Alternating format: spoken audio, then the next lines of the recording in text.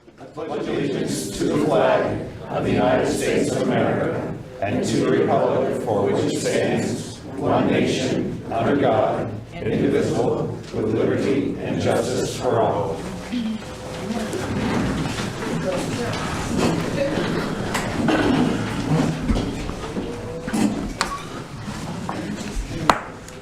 Welcome, everyone. Good evening. I'm going to remind you to please silence your phones or put them on vibrate. Councilor resignation. Order the Town Council hereby accepts the resignation of Town Councilor Matthew Tully, effective April 22nd, 2025. Declares a vacancy and sets a deadline of May 14th, 2025 by 4 p.m. for individuals interested in applying for appointment consideration to submit letter of interest and resume for a term set to expire at the date and time of the Town Council's annual organizational meeting in January 2026. Need a motion? So moved. Second. I have a motion and a second. Any discussion? I just want to thank Matt Tully for his time on the board. I just mentioned Staff training. Many registration services are still available on our website. Annual town budget meeting will be held at the Community Center on Monday, May 12th, 2025 at 6:30 p.m. The annual spring cleanup is scheduled for Monday, May 12th to Friday, May 16th. Brochures are available at the town office. They're also on our table here. Those in the overflow room, they're at the table in the front as well. The town's website is currently going through the migration process. Some information may not be available. Please reach out to the town clerk if you have any questions. Fourth quarter property taxes are due May 7th, 2025. Lawrence Public Library. Our next Jigsaw Puzzle Challenge will be Saturday, May 17th, and registration will open on May 1st. Please call the library for more information. Story time is every Wednesday morning at 10:30 a.m. Free tech help from the National Digital Equity Center every fourth Tuesday of the month from 10:30 to 12:30. Second order of business, public hearings. At this time, I'm going to have the town manager go over the overview for the Zoom protocols for those to participate by Zoom. Okay. So we don't currently have anybody on Zoom, but should they come in, at the bottom of your screen, there should be a react key. You would select that to raise your hand. That way we can call on you so to be able to participate in the public hearing.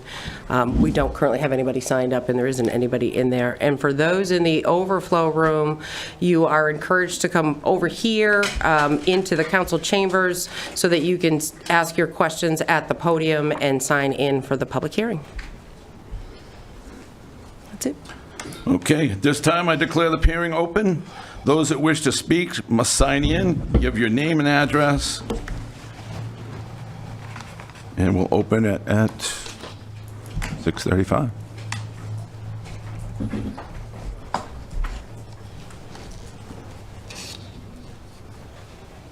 Please, come on up. I've already signed in, Okay, Jeff. but So you let us know when you're ready for us. Bud. So to clarify, during a public hearing, those that come up to speak, usually you sign in when you speak. Yep. We don't call from a list. You just come up like it was just an open piece. So Jeff, you can come on up first. Well, thank you. My name is Jeff Pellerin, 59 Oakland Road in Fairfield. And I want to start by thanking you as well. I appreciate your time that you spend on the board, and I know these decisions are not easy. They're tough decisions. But I want to let you know how I feel about a lot of these. I feel like I'm renting my home from the town of Fairfield. That's what I tell people. I own a big, beautiful farm, and I tell people, it's not really mine. The town owns it. You know, I don't know if you know what that feeling feels like, but it's not good. You know, you just hit me with $1,500, no, $1,800, and now I hear you want to go up again. And okay, I want to start by saying, you know, and also, you know, if you don't have the money to do a certain job, I mean, you're out of luck. I mean, I don't go up and down the street. If I want to do a job, I don't go to my neighbor's house and say, hey, you think you could, if I took a vote on the whole street, do you think you could give me some money to get a job done that I want to do? I don't think this is fair. I was reading about the ATV trail. Is that going by our house on 23? I mean, has anybody... I'm not certain. We've got a... It's on here. Okay, I haven't read through it yet. I know But, it's mean, further on. Has in the- anybody approached the people on the street to ask them this? I mean, I have ATV trails that go across my land. We've been using the ATV trail since it was day one. And we let them use it free. We don't get a tax break. Nobody writes us a thank you letter. Nobody gives us $1. Matter of fact, I go out and pick up the trash, pick up sticks, bottles, cans, whatever. You know, I want people to have fun and recreation, I do. But I think you need to hear this. And again, I don't come to these meetings very often, but I'm very disappointed with what you're opposing now. I'm dead against our taxes going up. As a matter of fact, it's pretty simple.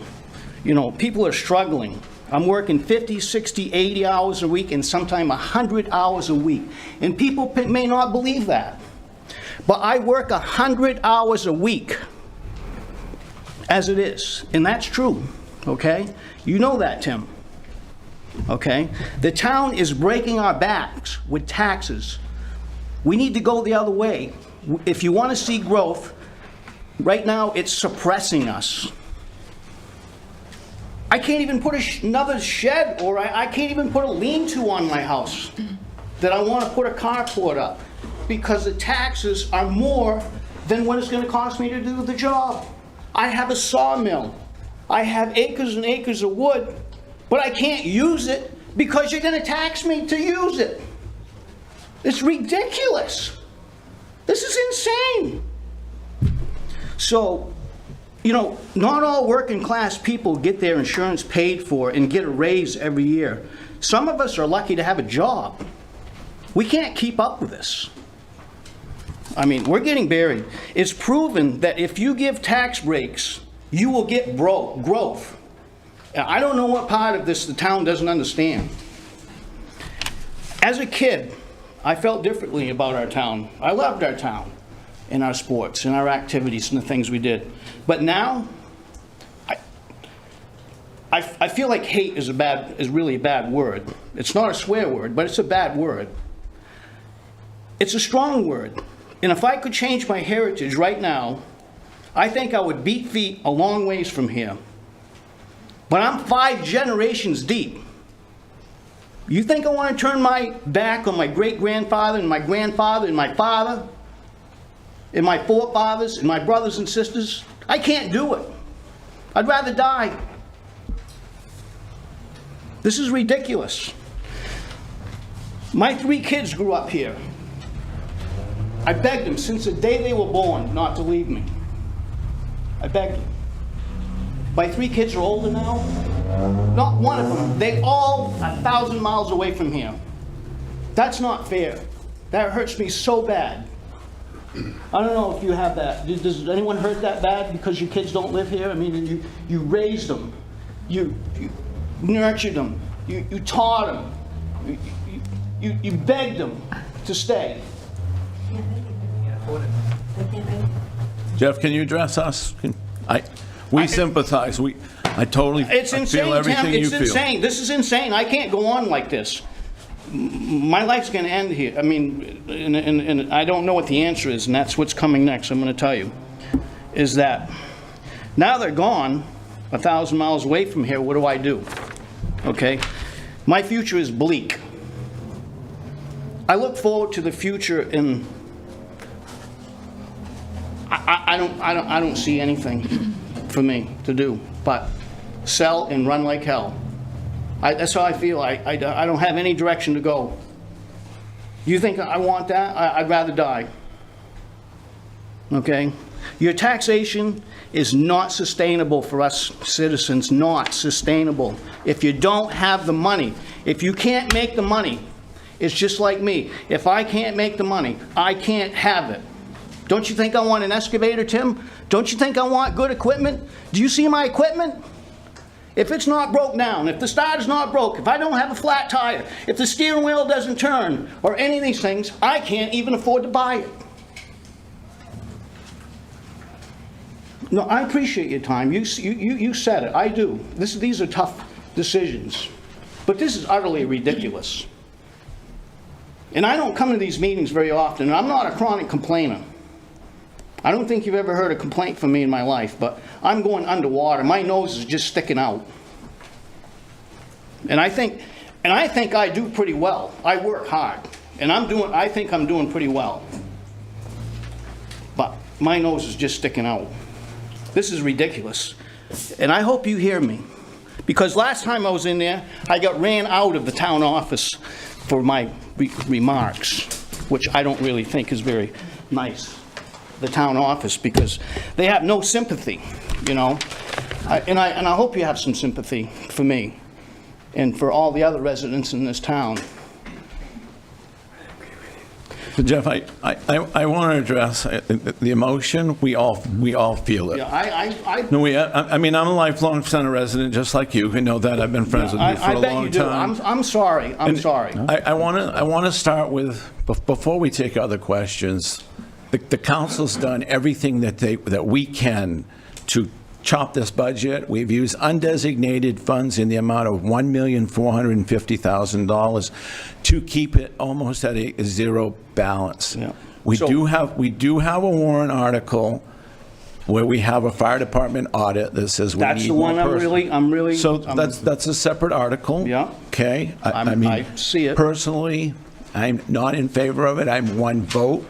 But we voted to put that in the best interest of the taxpayer and the townspeople and let them decide, and that's our job. I cannot sustain whatever this increase is going to be. I cannot sustain And that's it. why it's on as a separate article. We understand that.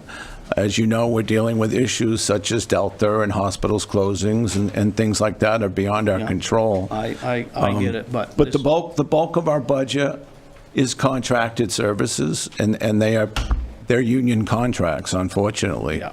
A lot of this stuff I don't have a problem with. You know, it is business. I understand business. Yeah. I've been working for Hools for 40 years. I understand business. I bid a lot of jobs. I know what it costs to do things. Yeah. I understand.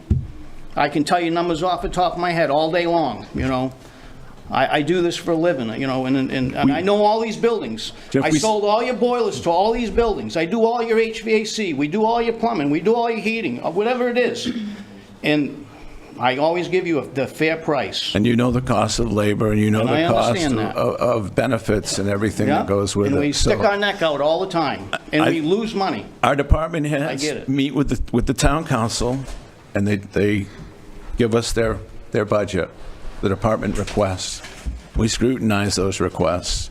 When we're done, the budget committee, which is made up of 9 people, these are public meetings. Everybody's welcome to come to these meetings. But They also will ask additional questions, and it gives the council the opportunity to go back and redo our requests. Yeah. So ultimately, Yes. we're going to put the higher number of the two, and then the townspeople are going to decide what number they want to go with and what to vote for.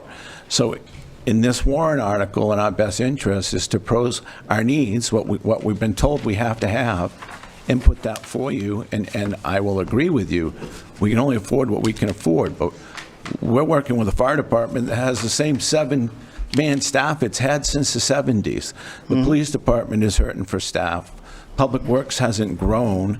It's just wages and the cost of living has increased. I get it. We want paved roads. We want our roads taken care of. Yeah, we we want do. Delta to show up when we have, you know, a heart attack or an ailment, and they need to be Absolutely. transported. I So won't it's disagree with you. it's at what cost? But I'm with you. Family-owned land forever, slowly sold off and got there. That's why I ran for council. I'm so glad you did. I voted for you, highly voted for you. I'm so glad you did. But we've taken that undesignated fund that we're recommending at $1.45 million to offset it. Again, it's one-time money. And we talk about it's getting unsustainable. I agree with you. I totally agree with you, which is why we're trying to work with economic development to entice business, to entice people to I get- come. Well, you won't The get prob- people with your taxation rate. You Well, the won't get 'em. problem is the only way to get revenue for a town is through property taxes. You can be a resident of the town of Fairfield, doesn't mean you pay taxes. If you own property in the town of Fairfield, you pay taxes. So it's a tough situation, but that's how all towns work. Unfortunately, we don't have Walmart and big manufacturing companies like Skowhegan and Waterville, or even our neighbors in Winslow. But we are trying with economic development to get rural housing and more people to build here. What little economic development we are getting, you can't force people into No. leasing downtown No. property, you know? So we do sympathize. We've done our best with this budget using undesignated fund. But again, I remind you, it's one-time money. And we did that because we know we can't afford to lose more citizens. We know that everybody's hurting. So we do sympathize with I you. hear everything you're saying, and I agree with you 100% on it, and it's heartfelt that you say that, and I agree with everything. And I tell myself, well, if you think you can do a better job, then I should be sitting right beside you. But again, I'm working 80, 90, 100 hours a week. And I don't know if you drive by the house, it could be day or night, and I'm out there working, trying to get stuff done, And I can't afford to pay anybody. I just did an addition for my mother-in-law, and the comment was, Jeff, if you hire somebody, you could get this done a lot faster. Okay, well, it took me 4 years to do a little, thing over the garage. Okay, but I did every single thing. I did not hire one single person because I don't have the money. I mean, it's just ridiculous. I'm renting from the town of Fairfield. I don't own my own property. And what I want to say about the ATV people, if they're coming by our house, I'm thinking about We're gonna get to that further on in the agenda. So right now, I just want to keep comments on public hearing to the warrant. But when we get to public comment, I'd love for you to come back up. We'll reserve time when we do get to that further in the agenda. We'll read where they're going to go through. Is that going to be tonight? It is. Okay, I apologize. I thank you. No, that's absolutely I thank you fine. for your time, and I'm sorry I was... Don't be sorry. So I think Chairman Martin answered most of your questions and Yes, he thoughts. did. But I think He did. we talked about it in our budget committee meetings. And, I actually put forward the increased use of undesignated funds, which wasn't on the original budget, to try to reduce some of that taxation. The next step is, the fact is, we have to supply you with a budget and allow you to make choices about what other things you may want to cut. So if you want to cut things, that's going to be your opportunity at the town meeting. So I think there's still that opportunity. I think we have to put together our budget. So actually, the council budget is actually lower than the original budget that was proposed. It's actually lower than the budget committee budget that was proposed. So we try to do our due diligence. Okay, to try so to help that's you as good much. news. Yeah, I But think as it long is. as we can stay within budget and not hitting us with some 22% tax hike. Well, so I mean, that's. I don't know where this is coming from then. If you're saying what you're saying, where's the 22% tax The rate? bulk of that increase is in the 3 additional firemen. And that's kind of where I read So it. that is why that is in a separate article. I will tell I you, hear I got you. outvoted, I hear and that's why it's on there for the townspeople to say what they decide, Well, I because mean- that's our job, to put it to the town, to see what the townspeople want. We are bleeding money. We are bleeding taxes. This is just, I don't know what to do. And that was the big discussion during our council meeting and during the budget committee, our joint meetings. That we knew we were bleeding. I got some debates with the town. We've given land away, not one tax break. We've given, and we tore down buildings, not one tax break. We've done all kinds of things. The only thing it does is tax increase. So there's. Yep. We share in your burden. Every one of us sitting here share in that same burden. We are sympathetic. We do understand. We're also and coming from you, I believe it. We're But going coming through from some of them people over there at the town office. They work very hard. They work- It's like steering a deer in the headlights to me, okay? It's not their fault that the assessment comes out the way that it does. We have a Board of Assessment Appeals. right? If you don't like your taxes, you can file an abatement, and that committee Right. will determine if it, if it's fair or not. We took a 32.5% increase last summer across the board. Yeah, I already took a wicked whacking. And Wicked. everybody did straight, flat across the Wicked. board, but we're in the middle of a reassessment period. Incredible whacking. Yeah, and I'm not Insanely. positive when that's I think that should be completed. outlawed, that you hit somebody with an $1,800 increase. Well, that's part of the state of Maine. They require I it. think you should, that should be outlawed. You expect somebody just to come up with that and just... Thank you. Thank you, Jeff. Please come on up to the podium, state your name and address. At least four. Paul Nichols, 800 Norridge Walk Road, Fairfield. I wrote a note here for me today, but I didn't have all the breakdowns. So a lot of it was, does the budget include the wages and salaries? Is that projected cost in your proposal? Are those projected? Per pay department? increases? Per department for everyone? So I believe per department, it's based on the number of employees, their actual hourly pay and salary based on an annual fee, and their benefits, which could include retirement, health care, workers' comp insurance, whatever the town. Maybe if you just let me, sir, let me just read through this, because it'll Okay. probably... No, that's fine. Get I into some sorry of to it. interrupt you. Why is there not a breakdown? That was, now I see it. Other than bargaining units that has a current active contract, what are the increases? I will note that given the current tax rate, that all raises to non-bargaining units, employees be suspended. I would recommend that, and I mean, I realize you guys have already done your paperwork, and it's now up to the townspeople, but I'm here to let the townspeople know they ought to consider some of this. We may not like to hear that, but if we were in the private sector, people would not be getting raises if the budget did not fit the well. Article 3, and I went down some articles here, if I may. Does this, in Article 3, does that reflect potential pay increases?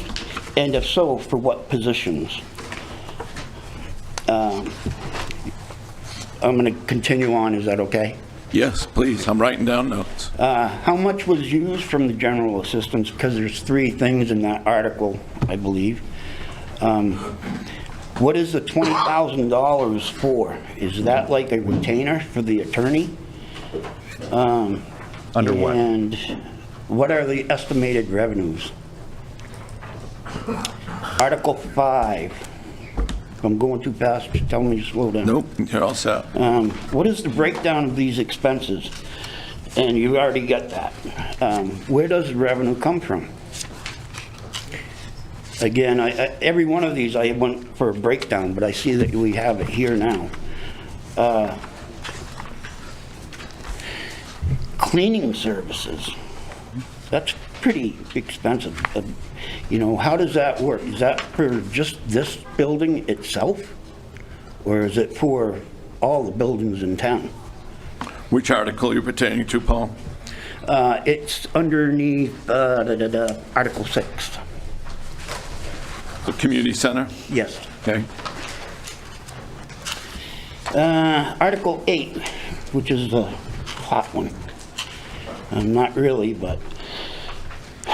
So, the amount of wages and salaries, and I understand that includes benefits and what have you not, that includes the 3 new firefighters, correct? No, That does not. no, that's a separate article. I believe it's 28. Okay. 29. Uh, 29. So, I'm gonna have to go off of this.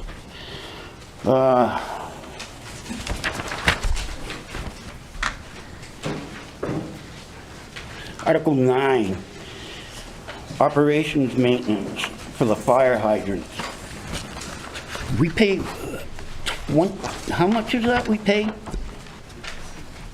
193 for fire hydrants, $193,000. for hydrants and maintenance and that's that- service. May I? Do you want us to answer that, or you want to keep Answer at the going? end, Yeah, or you want? Okay. Go ahead, Councilor Thibodeau, please. That's set forth by the Kennebec Water District. Isn't that at 13% or something Yes. like that, correct? Yep. Does that include the service or all of it? What do you get for service and maintenance? They flush the lines. That's it? What other communities are paying? The same? They set it for all the communities. We don't have a say in The same percentage rate, or is it based upon population? it. That I don't know. Based on the number of hydrants in each community. Thank you. Article 13, $20,000 for spring cleanup. I noticed that you people did not recommend any, and I appreciate that. And I guess this question would be for why did the Budget Committee recommend $20,000? I'm just a layman, but that cleanup usually comes out of the Public Works Department budget anyway, right? Can't answer for them. That was their decision. So, but I know, yeah. So, but you're asking, you you sound don't like need you to- asked a question. So, I'm just saying that yeah. that's for So their why it's question there. on Now the you have a quote. choice when it comes to town meeting. And Article 16, $5,000 for community events. Isn't that for the park, the use of the park, having bands and activities going on there and people using it? Yes. Funds to cover costs of, I'm sorry. Yes. Funds to cover the concerts, $3,000, and $2,000 for planning and development of the park. Is that the only park that's Veterans Memorial Park, is it? Mill Island Park, what other parks? And Memorial Park. Memorial Park. Yeah. So I would just say that if we're paying, taxpayers are paying $5,000 for that, then why are people getting charged to have events there and pay for the electricity? Article 17, flags, I'm all for veterans. But isn't there government reimbursement for that? I mean, we have the American Legion here, but what's the VFW do? Just something to consider. Article 18, athletic league. Does that cover, my question on that, does that cover salaries also for the people helping? I think it's a great program, don't get me wrong. And transportation for, is it KV Cap? We pay the KV Cap $3,000 a year for that service. Does the state kick anything in on that? And I understand where we're going with the state and all the federal government and all of that, but this is the taxpayer's dollar that we're talking about right now. $1,000. What is Spectrum Generations? Meals on Wheels. It's, Meals on Wheels. Oh, okay, all right, okay. Thank you. In Article 28, that's the one about the funds to pay Delta Ambulance. Is that $226,000? I think that's a pretty good price compared to having our own. And which article did you say? Because I have a question. 29 is for the firefighters. My question on that is, hiring 3 new firefighters, what are we hiring them in at? Are we hiring them in at firefighters with an EMT certification, or are we hiring them in as paramedics? And, you know, what's the difference between hiring an EMT versus a paramedic?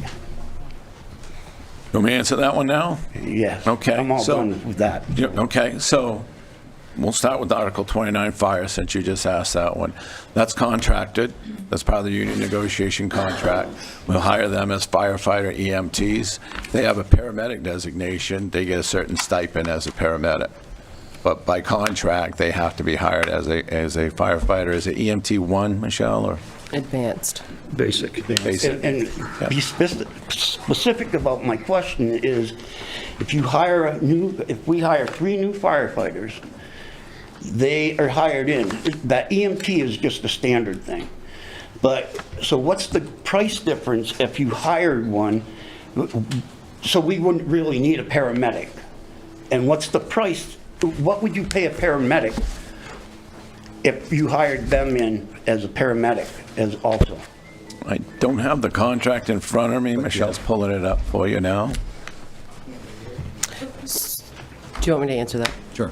So the budgeted amount for the 3 additional staff members at the fire department was budgeted at being at the highest possible amount as a paramedic. So it includes what the wages would be if we hired 3 brand-new paramedics.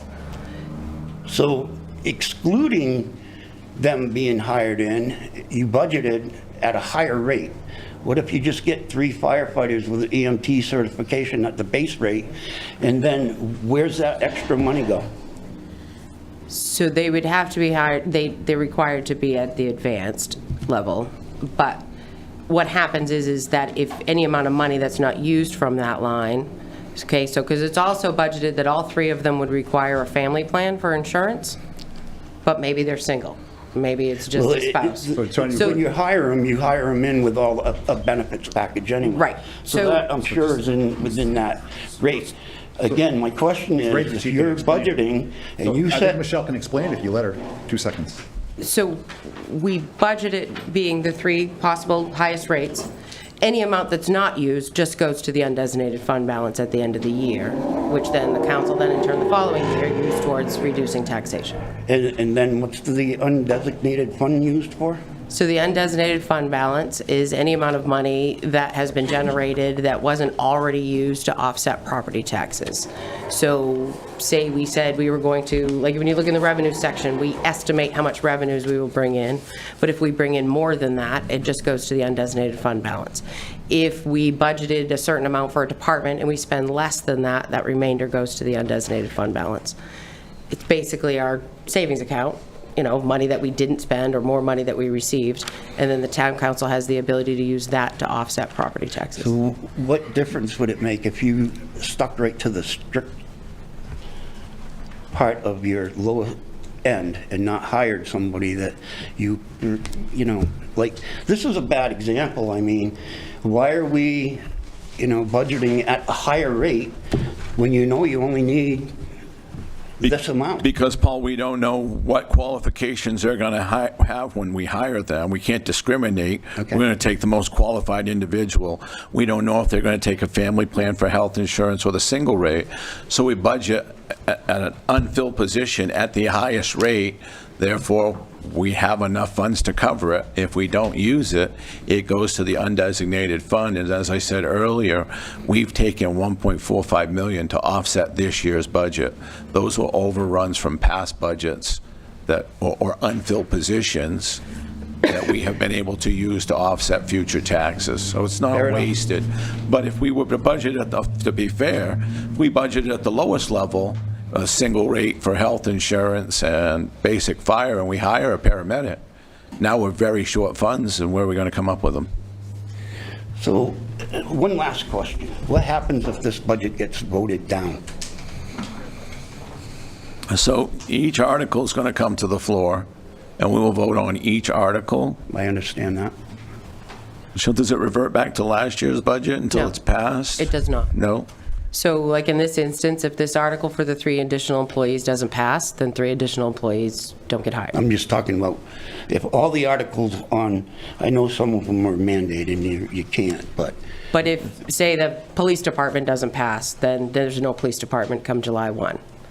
If Public Works doesn't pass, there's certain things that we are required to do and have to figure out a way in order to do that. But every single one of these has a budget that starts July 1. So any pay increases for like the administration or that, if that failed, then it would have to come back, we wouldn't have an So any article that administration? doesn't Wouldn't have pass, an administrator? council would have to do a quick turnaround for another meeting. But there is no provision to revert back to a prior year's amount.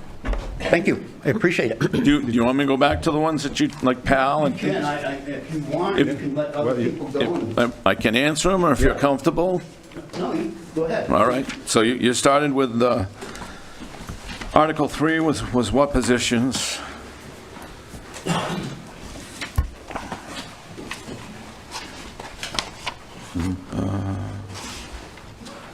So was that under administration, insurance, or general assistance, or elections, Paul?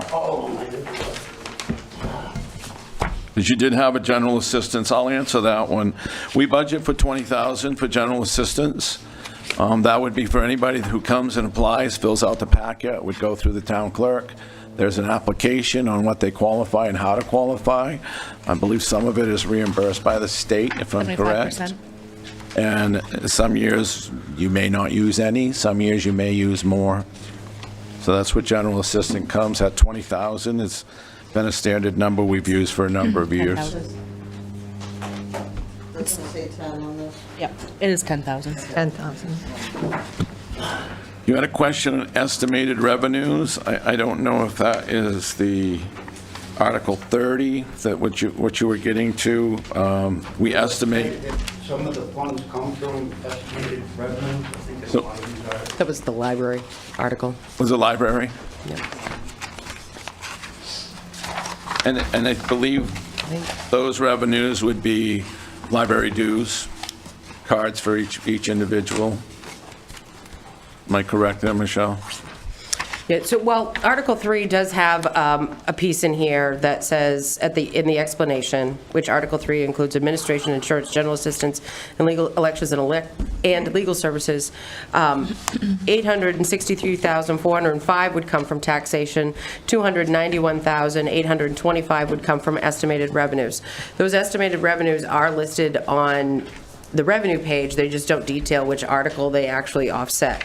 But that would be things such as agent fees, town clerk fees, building permit fees, all of those fees that we collect that are funneled through processes that are done at the town office, as well as the fees that are used to offset general assistance for the state reimbursement.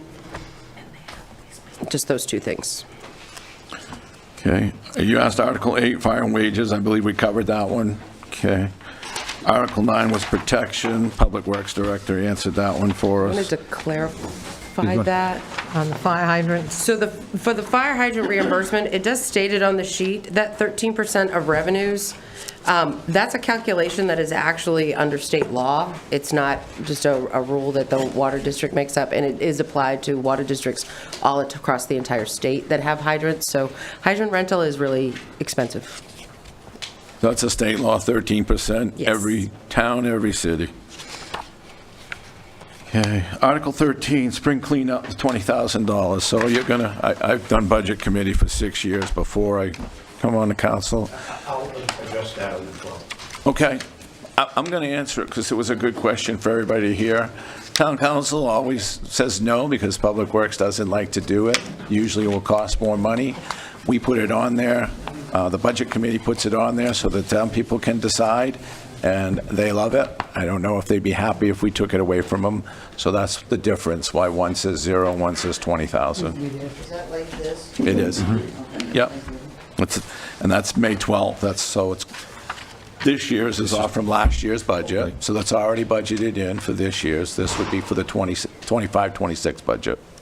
Okay. Article 16, community events and reserves. So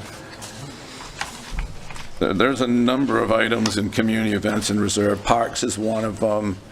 And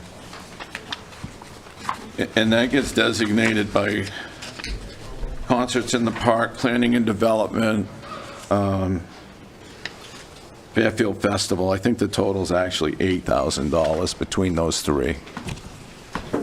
We didn't approve Fairfield Festivals. What was that? Nobody approved Fairfield No, Festivals. we froze it. Right. Yeah. Yeah, we we actually cut froze money. Fairfield festivals because we haven't used it in So we cut the money last out. couple of years. It has a decent-sized reserve already for Fairfield festivals. There's $27,000 in that reserve already. Michelle?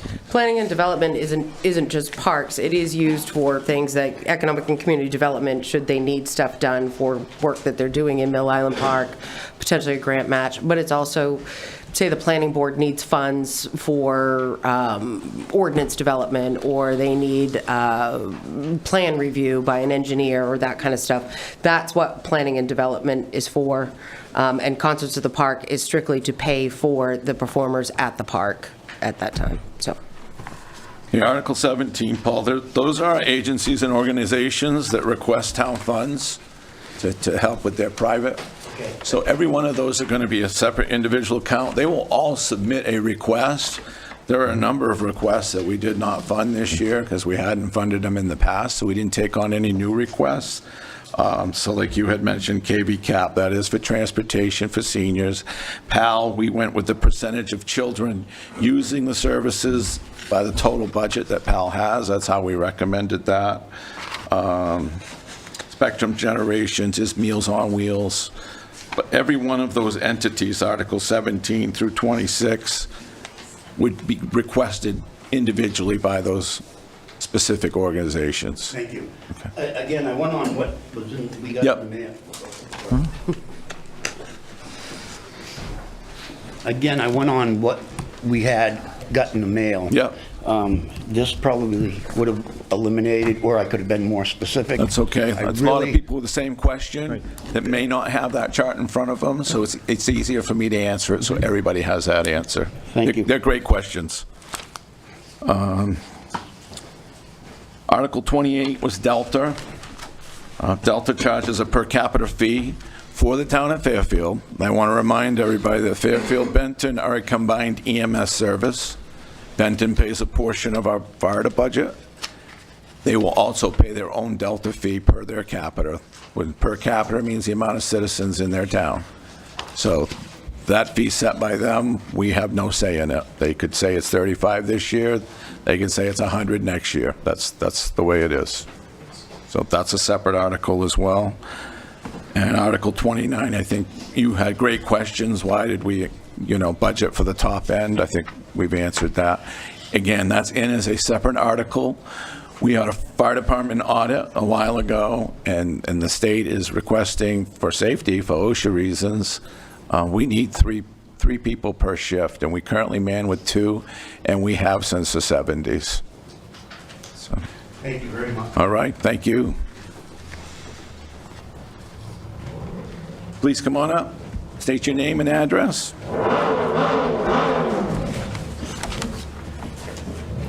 My name's Dick Fortier, and I live on Bunker Avenue on the island. And I'd like to follow up on the last gentleman's question. If the $458,000 is approved and $200,000 is remaining, can they spend that, go out and buy a new four-wheeler, new boat, new something? No. Or is that salary only? Salary only. Okay, so they can't, okay. The other question I had I want to follow up on, did a little research before when I saw the 458,000, that's literally almost $153,000 per person per year. I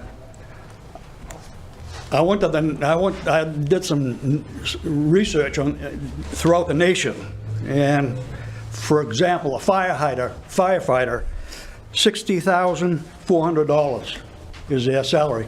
Add 25% of that for benefits, that brings it up to $75,000. We're way above that. We're double. Our salaries are doubled compared to the national median and the national mean, both. And somebody was asking, why is it so much? Why is it always going up? Why are we always paying the highest price for employees? If we're paying double for a fireman, or I should say a firefighter, if that was down in the $75,000 range like it is nationally, that would be half the cost that we're paying now, we're asking for in the new budget. Now, my question, I'd like to ask the question to the panel here. Are we going to start an ambulance? So let's first address the firefighter salary, okay? You have a Well, you've already stated that was going to be. no, you've taken a national average and you've said, why is it Yeah. this? So, again, we've estimated at the highest cost of a paramedic. I will tell you, we just went through fire negotiations, and we are on the low scale of all the other towns in this area. The difference is we're extremely short-staffed. So we run a 56-hour schedule. Our firefighters do a 3-week rotation. They get paid 53 hours straight time and 3 hours of overtime.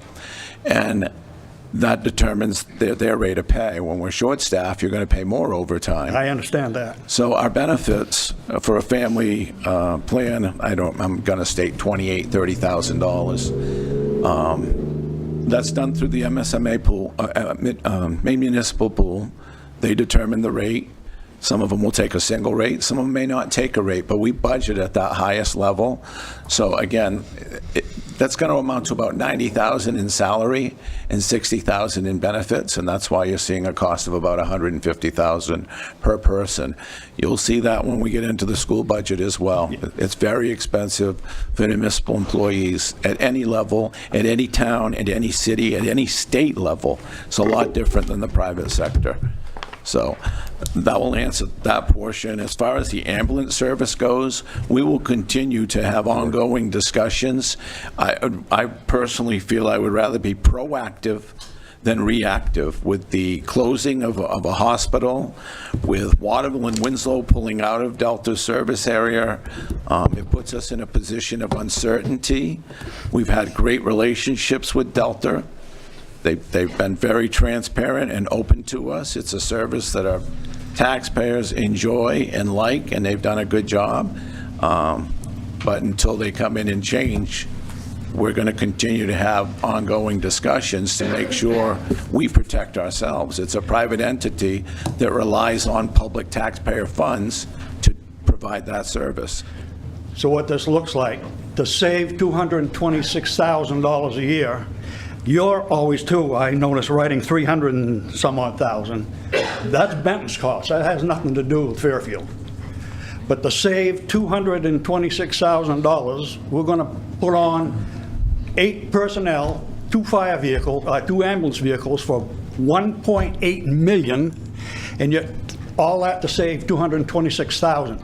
I'd like to hear how $1.8 million is going to save $226,000 to Delta. I don't know where you got the 1.8 million figure. I don't want to, this is something. You folks had that. It's, if we have to hire 8 people for a 24-hour service at $150,000, that's $1.2 million right there. Ambulances are between So we run a 400,000 each. Dick, we run a 3-shift, Yeah. 2-person crew right now. We would like to get to a 3-shift, 3-person crew. To get to 2 ambulance, and again, these will be ongoing negotiations. This really has nothing to do with the warrant we're No, talking I know about this now. budget doesn't, but it's a prelude for next year's budget. Maybe, right? Maybe. There's always the big, there's the old Chinese proverb about maybe. So we have to do our due diligence. We have to do our due diligence. If we're not, and Delta cuts tomorrow, and we haven't done any work, what are you going to say to us? Right? So we have to at least do something. Even if we don't put it into play, we have to do our due diligence. Well, you've done your due diligence. Right, so You've already figured out how much it's going to cost you, Right, so- $1.8 million. So good. I'm hoping that you are happy that your council is working behind the scenes to at least do our due diligence. Well, Whether you like it or not. You've done the it remains math to see. already. Right, so that's good. So at least So we're when you doing our listen to job. these other people that can't pay their taxes Hey, currently, and you're telling them you want to spend another $1.8 million in one So we department, haven't said that yet, right? So we're saying we are doing the research. That doesn't even matter about this budget, right? We're talking about this budget. These And again, I don't know where that figure comes from. It's not correct. It's not accurate. We will continue. We'll continue to do our due diligence. yeah, but if they start an ambulance. And again, it would be part of our fire department And it would be for a fire department EMS service if that ever did happen. And we do share that with Benton. And right now, Benton pays about 23% of that budget. Benton also pays their own per capita fee to Delta. So, Right. you know, when we look at these numbers, they are distorted because we share a fire department. But And we if you- shouldn't be adding their cost on top of our cost. It's a total cost between the two Don't towns matter, that we we're share not a paying contract that with. cost. Benton pays that cost. To us. Has nothing to do. us. No, It would- they're paying 92, 3,000, they're on their own. For Delta, but to Yeah. the fire department, which was what it would become, they Right. pay it to the town of Fairfield. We Right. have a contract with Now, Benton. my question, one other follow-up question.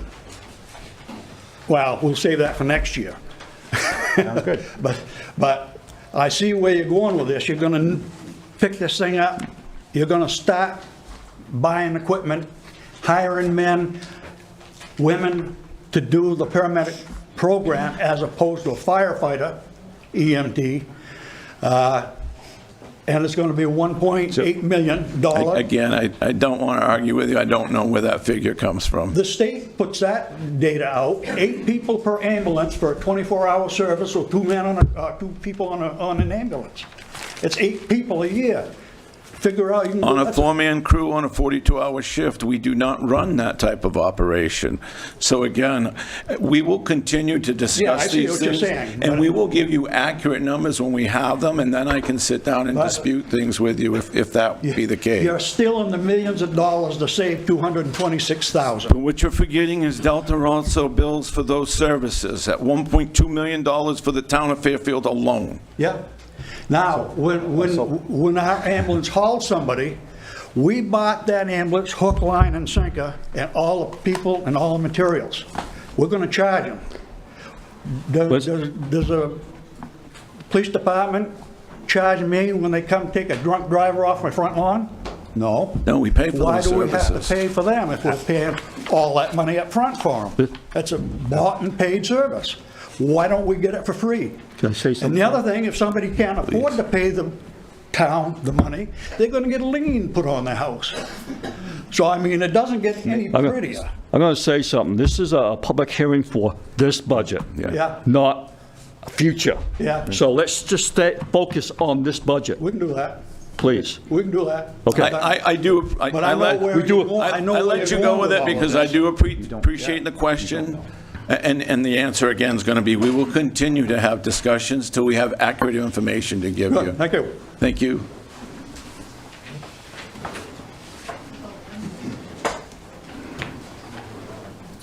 We have any other questions?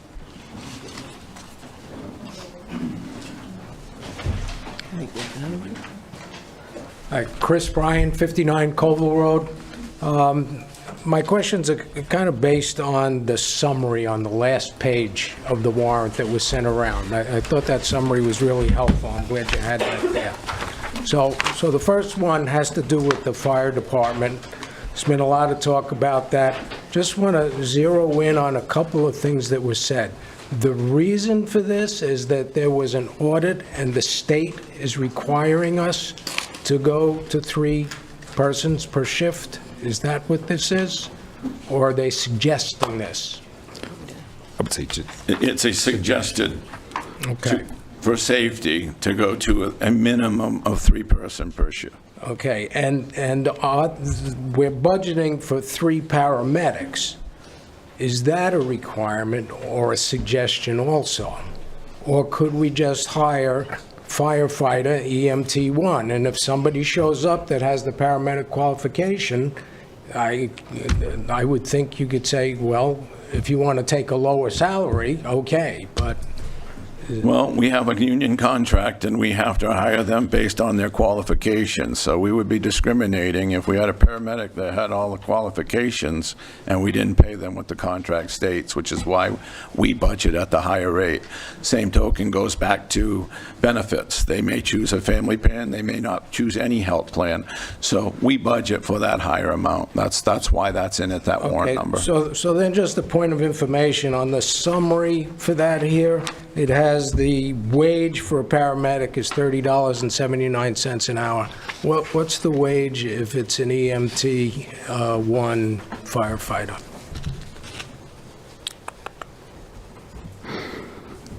Give me 1 second, I can pull it up. Yeah, she's going to look that up. Again, I believe that's going to depend on their years of service. I almost think they're transferable, depending on where they come from and what their experience is. So again, that would be why we would budget at that higher number, to make sure we could cover the expenses. Yeah. Because we don't want to discriminate when we're going through the hiring process. No, that's a good point. I'm just trying to get a feel Yeah, for no, what the differential absolutely. would be. They're fantastic questions, thank you. Okay, let's move on to the other thing here. Well, there's a couple of things. So basically, the council recommendation is that total expenses minus estimated revenues works out to 22.78% increase from last year's budget, right? That's that 22.78% is the increase. Is that before or after the money from the undesignated fund balance is applied? After. That is after the undesignated fund balance is required.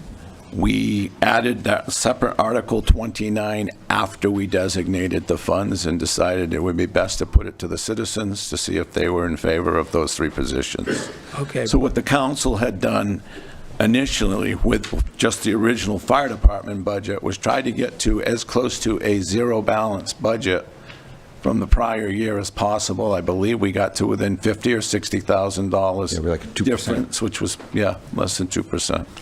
Okay, but so what this means is if this is after the undesignated fund balance, that money's been moved over to cover some of this stuff, it's still a 22.78% increase. That's going to be a 22.78% increase in taxes, is basically what you're saying. In the amount, the money that the town needs to raise will change your mill rate. Yeah. So you want me to answer some Yeah. of these things? Okay, so a firefighter with basic EMT training, just starting out, first year for July 1, would be at a $23.04 an hour. Okay, so that's a... And then if they're advanced, there's a $2 stipend, and then if there's a paramedic, it's a $3.50 stipend. Okay, all right, so you're taking into And account... that's at like no experience, no nothing. So Got it. So this is, and those wages are set by the union contract when we negotiate those. Right. Your other question on the budget, this might be able to help folks to be able to see what we're talking about here. So the percentage increase in the budget, if you look at the budget cover sheet, which I'm about to bring up here, right? So that very top sheet, come on. And you look at the very last end of it, and it talks about what the increases are, and it shows you those percentages for each. One's the line for council, one's the budget committee's line, and one is the all articles included line, right? So at 23.66%.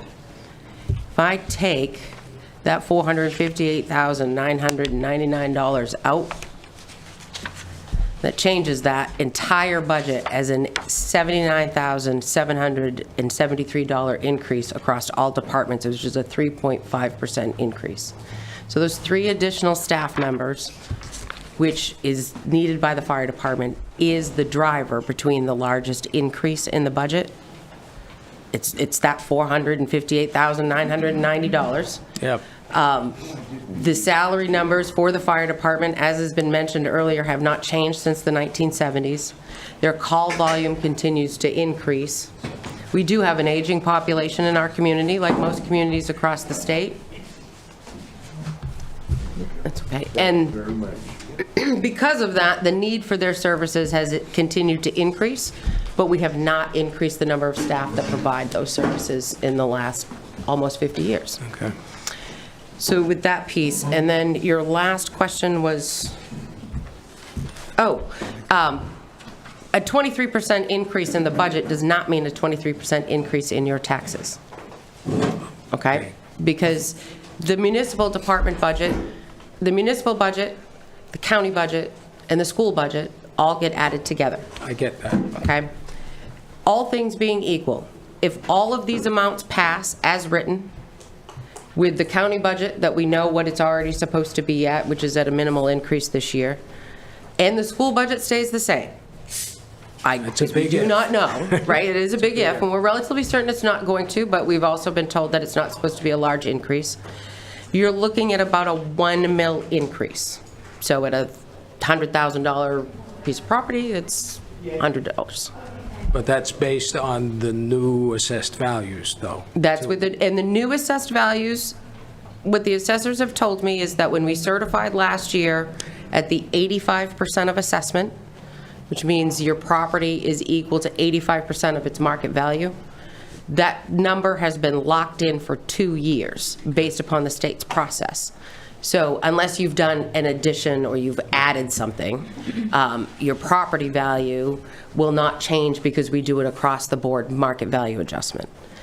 That will come, that's still going to come because we are only at 85% of assessment, and if the market continues in the manner that it is, we need to get to 100. So property values will continue to go up. And it has been the goal of the council when they started the reval process that it not be all at once, and that you not get it in any 1 year. So I do understand that folks had, $1,500 and $1,800 increases in their taxes, but they weren't $3,000 increases or $4,000 increases. It's an increment, because the market dictates what your property is valued at. That value is multiplied by the mill rate to generate the money we need to generate. Okay. If we didn't approve Article 29, I'm going back to the thinking as you developed this, if that wasn't in there, to get to 0% change, would you still have had to take the money from the undesignated fund balance? Yes. You would? But not as much. You wouldn't have needed as much. Okay, how much is, order of magnitude? Well, we would have to take all of it because we Oh, yeah, still that is didn't get using to that. zero. Yep, you're correct. We're still at about 2-3% increase at $78,000 after using the $1.45 million in All right, so it undesignated makes funds. sense to use the 1.45 Yes. million, and that still leaves a fair amount in the fund. We originally were going to use $950,000, and we saw what the difference in the budget was going to be. We added an additional $500,000 of undesignated fund to try to get us back close to a zero assessment for this year. Okay, good, thank you. Thank you.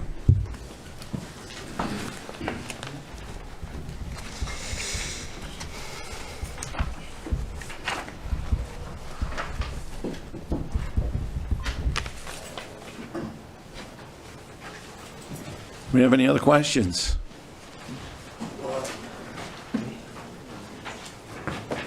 It's George Hofgren from Nice Corner, 74 Nice Corner Drive. And I didn't look too closely at the budget. We're going to have a budget meeting for that, so that'll be the time, I think, for that. But I appreciate you guys giving an opportunity to address itemized issues. One just simple observation, KV cap, I think that's the same as it's been in years past, but this past winter, they stopped their regular their routine runs that they do every day. That doesn't exist anymore. You can still set up an appointment with them to take you to a doctor or something like that, but you can't come into town and hop on a van and go to Walmart. So I'm not sure how their funding works or whatnot, but I would think that we shouldn't be paying the same amount as we have been in the past. I'm just saying, because it's got to be saving them money not to be running a van around every day. So KV Camp, George came in with a request of $8,000. We recommended $3,000. Wow. And they got $3,000 last year? Is that similar to what occurred last year? Yeah. We typically will approve less than their requests. Yeah. Again, we try to base it on the number of citizens that use that service. And I don't have KV Cap's numbers in front of me. In Fairfield alone, 148 individuals traveled over 149,000 miles last year. And they asked for the 8,000, as the chair said, and we put in the 3,000, which was consistent with last year's. Okay, so they don't present information for... I think that information is specific appointments that they're taking people to and whatnot. I don't think that includes what has historically been just a general route that they would run, so that if you were a college student living in town and you wanted to get to the campus or whatever. 2 years ago, they went through some budget problems themselves and had to cut back on services.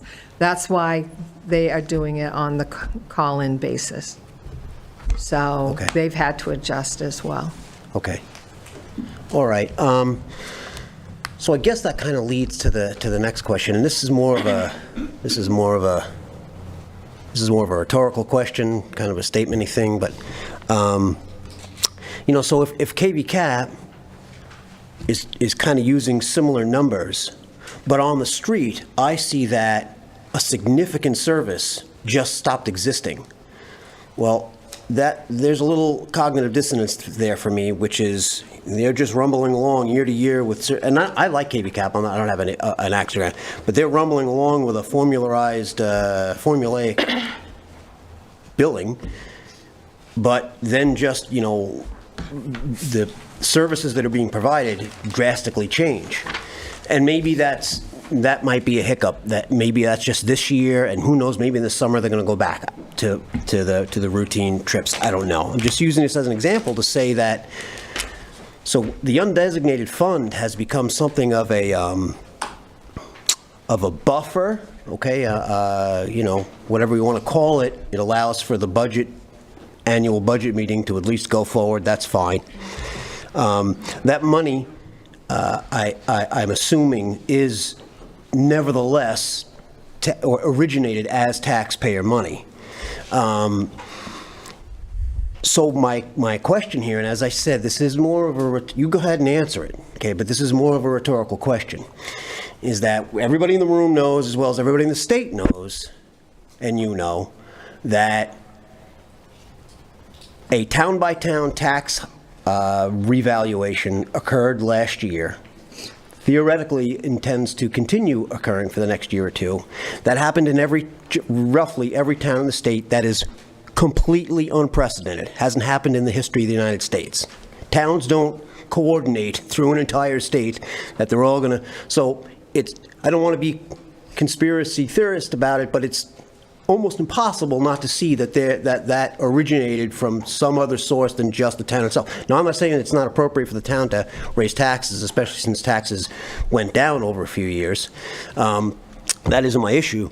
My issue is that, and this I will finally give you my question, is that if we just increased revenue through property taxes by at least 20% for the coming year, then 20% is a very large number. Why do we need to go into the undesignated fund at all? And look, before you answer that, I see what happened the year before, the year before, the year before, and this year I see 25% increase in every single household, or 20% at least, and yet it's the exact same mechanism taking place. I think you can see that somewhere there's some impracticality going on. Either we're just following a formula and we're going that, and that's a problem there because municipalities tend to virtually create them, expand themselves that way. It doesn't necessarily filter down to what is it actually costing to put gas in a cruiser. So that is my question. Let me interject right there. Okay, yeah. We are in the middle of a reval process. And that reval process is not completed. So last year, and I was not on the council last year, they went with a 32.5% across the board increase. That raised your assessed value to get to the state level of 85%. The state of Maine determined we were way below the value we needed to be to collect homestead exemption. On every taxpayer, where it's your primary home, we all receive a homestead exemption. We are still not at 100%, so we don't receive the full $25,000. I don't know the exact number, $22,500, whatever it may be. It's on your tax bill if it's your primary home. That's where that assessed value comes in. Your mill rate changed, so the amount of money that we need to raise as revenue changes by these warrant articles that we're doing right now, and it'll also be based on Somerset County increase, school increase, which is why you see 3 different line items in your tax bill when you do get your tax bill. So for instance, simple math, I value your house at $200,000 and our mill rate is 10. your tax is $2,000 on that $200,000 home. If I value your house at $100,000 and I still need to raise the same $2,000 from your individual property, now your mill rate is 20. So it's a balancing act on where we need to be. We need to be where the state says we need to be in order to receive state revenue for that homestead exemption. The same token, we're going to raise funds to be able to pay for our departments, our services, our schools, and our county.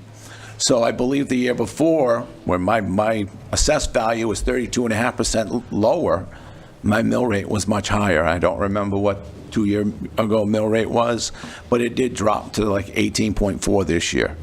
And those are going to continue to change as assessed values change. Your mill rate will change, depend on the amount of money we need to raise. So which is why we tried to keep it at a bare minimum. I think we're at 78,000. When we add those 3 positions, we're around $500,000. That's just the town portion. Again, it's not the school, it's not the county. So when we're discussing today for these warrant articles, this is just the town portion of your tax bill. Your school budget's going to be just as much, and that's going to be a percentage of your tax bill. So I hope you go to the school budget and we complain the same way. I'm there every year. Well, so this, again, this is why I said it's as much an observation as a question. It's not really directed at the town council. It's not even completely directed at the town, because I feel that our Fairfield taxes have been actuated by the state saying homestead, but it honestly goes way beyond that. This has occurred in all the states, all the northern states anyway. Illinois, Ohio, in little towns just like this, they're having the exact same conversation. So there's, again, some mechanism. Maine decided it was, if you want your homestead money, and they probably could come and say, if you want your 55% special ed money or whatnot. But at some point, if it keeps coming out of the taxpayers, so when the pandemic was official, the president right away gave $1.5 billion to the banks before anything happened, just to make sure that there was money going into the system. And then we got various stimulus and whatnot. Now, through our own property taxes at a federalized level, we're just pulling money out. And at that point, the gentleman who works for Hools, when I was sitting behind him, I was like, all right, no offense, but Hools is not the cheapest plumber but nevertheless, we can't have, as an entire country, through you guys acting as, unfortunately, some sort of, straw bosses to take cash out, which just trickles up through a governmental system. And we need to figure out how this is structurally occurring, because the numbers just don't fly. So Jeff, again, George, if you look at our revenue stream, we do get state revenue. We get homestead exemption. We get excise tax revenue from the state of Maine. That's basically based on our assessed values. We got less money this year from the state of Maine because our property values went up. Winslow got more money because their property values went down. That's a cycle that we don't control. No different than the school. We've got 55% that we're supposed to spend on school and education. I can tell you SAD 49 received 72%. And if that budget doesn't go through and doesn't pass, that's what our undesignated fund is for. We're on the hook for the local share of whatever the school district says we have to raise. So Michelle's done a town manager's done a very good job to get our reserve accounts where they need to be so we can fund our departments, schools, county, when our bills come in at a minimum of 6 months revenue that we hold there. Except for the fact that the reserve account money does not factor into the mill rate. We discussed this at last year's budget meeting. So our mill rate, if you wanted to add which we do every year, the reserve account would now be higher than Winslow and everybody else by whatever my last year's calculation was. It would get us at like over 20% mill rate. No, our mill rate's based on the amount of money, amount of revenue we need to raise in that particular year. It doesn't have anything to do with our reserve accounts. It has to do with the current budget that we're presenting to you right now in these articles for the warrant. This is what we need to raise to run this year's operations for 25-26.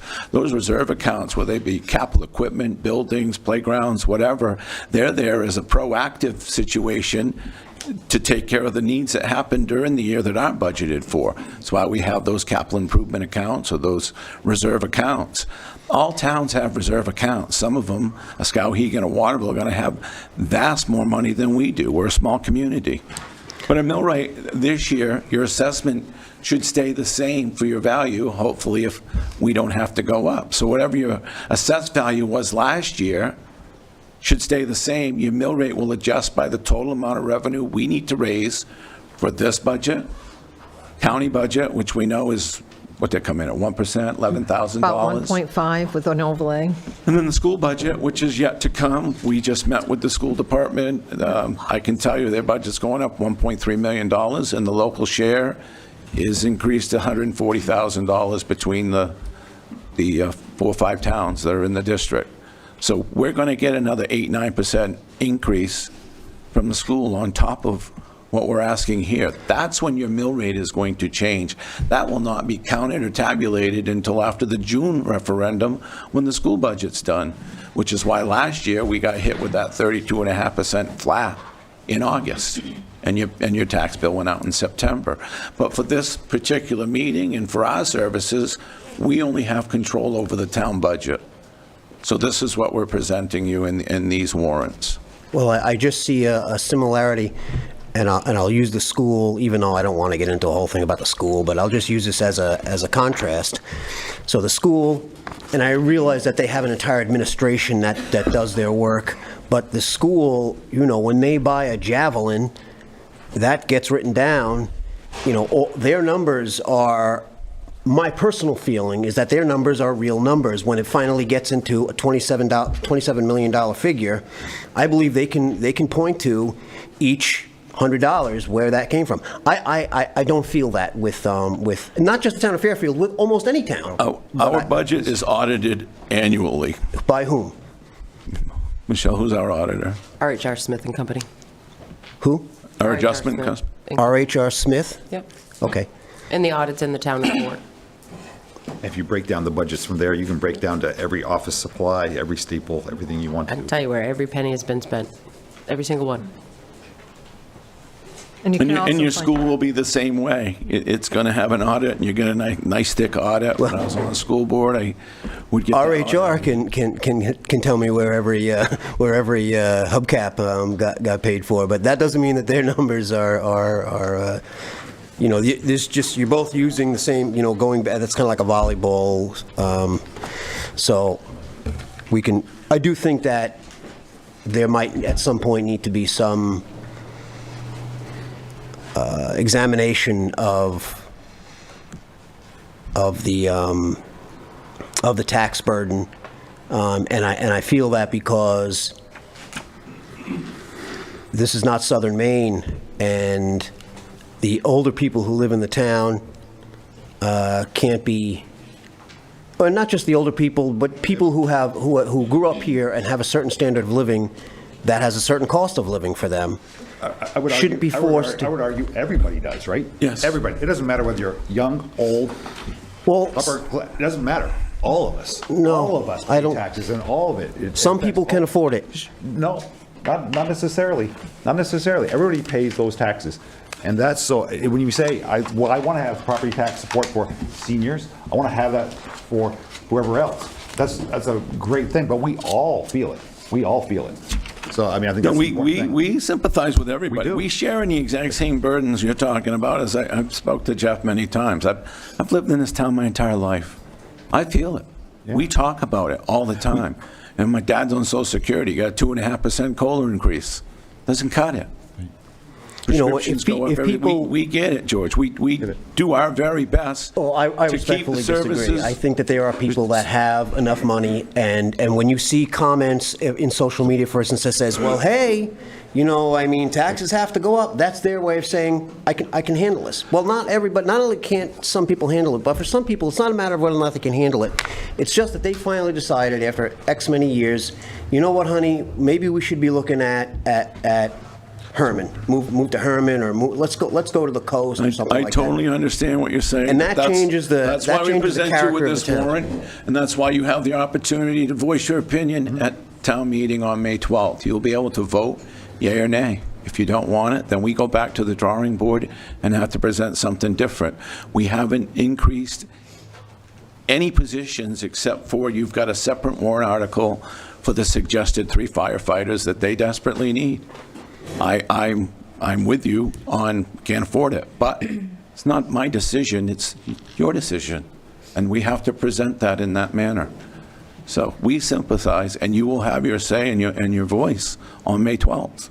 Yeah, I'd like to know, separate from May 12th, and I know that I'm taking way too much time, but, you know, so if the state says, listen, you're going to have to, this is a year that you've got to revalue or no homestead.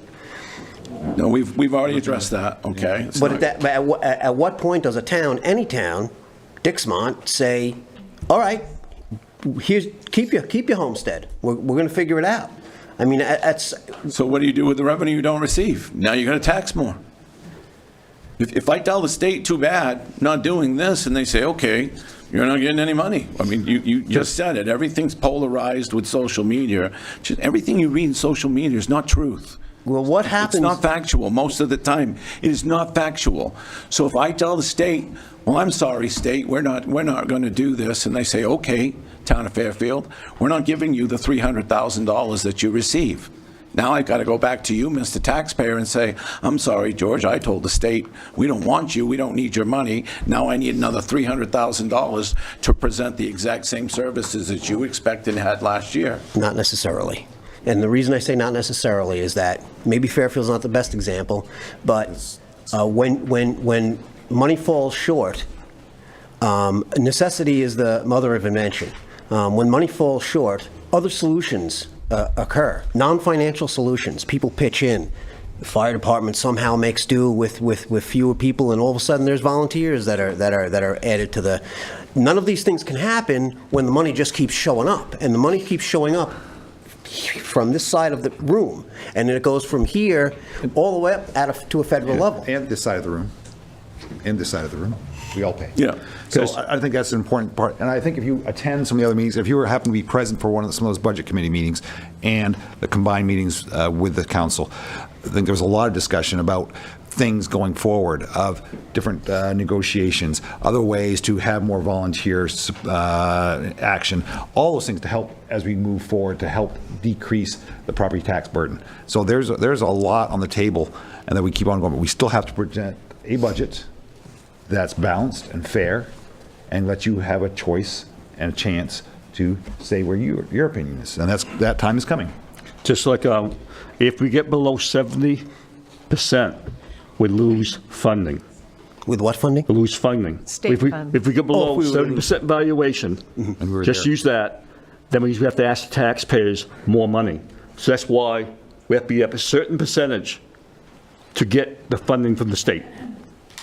Let me, if you don't mind me continuing to harp on the fire Because, department. Judge, if you have more questions on the warrant, I'll gladly Okay. ask them, but I think we beat this. Yeah. It's a dead horse right now. I think the issue with fire, just using the fire department, I think the issue with fire, if you had houses burning down and we couldn't get to them, that would be a practical matter.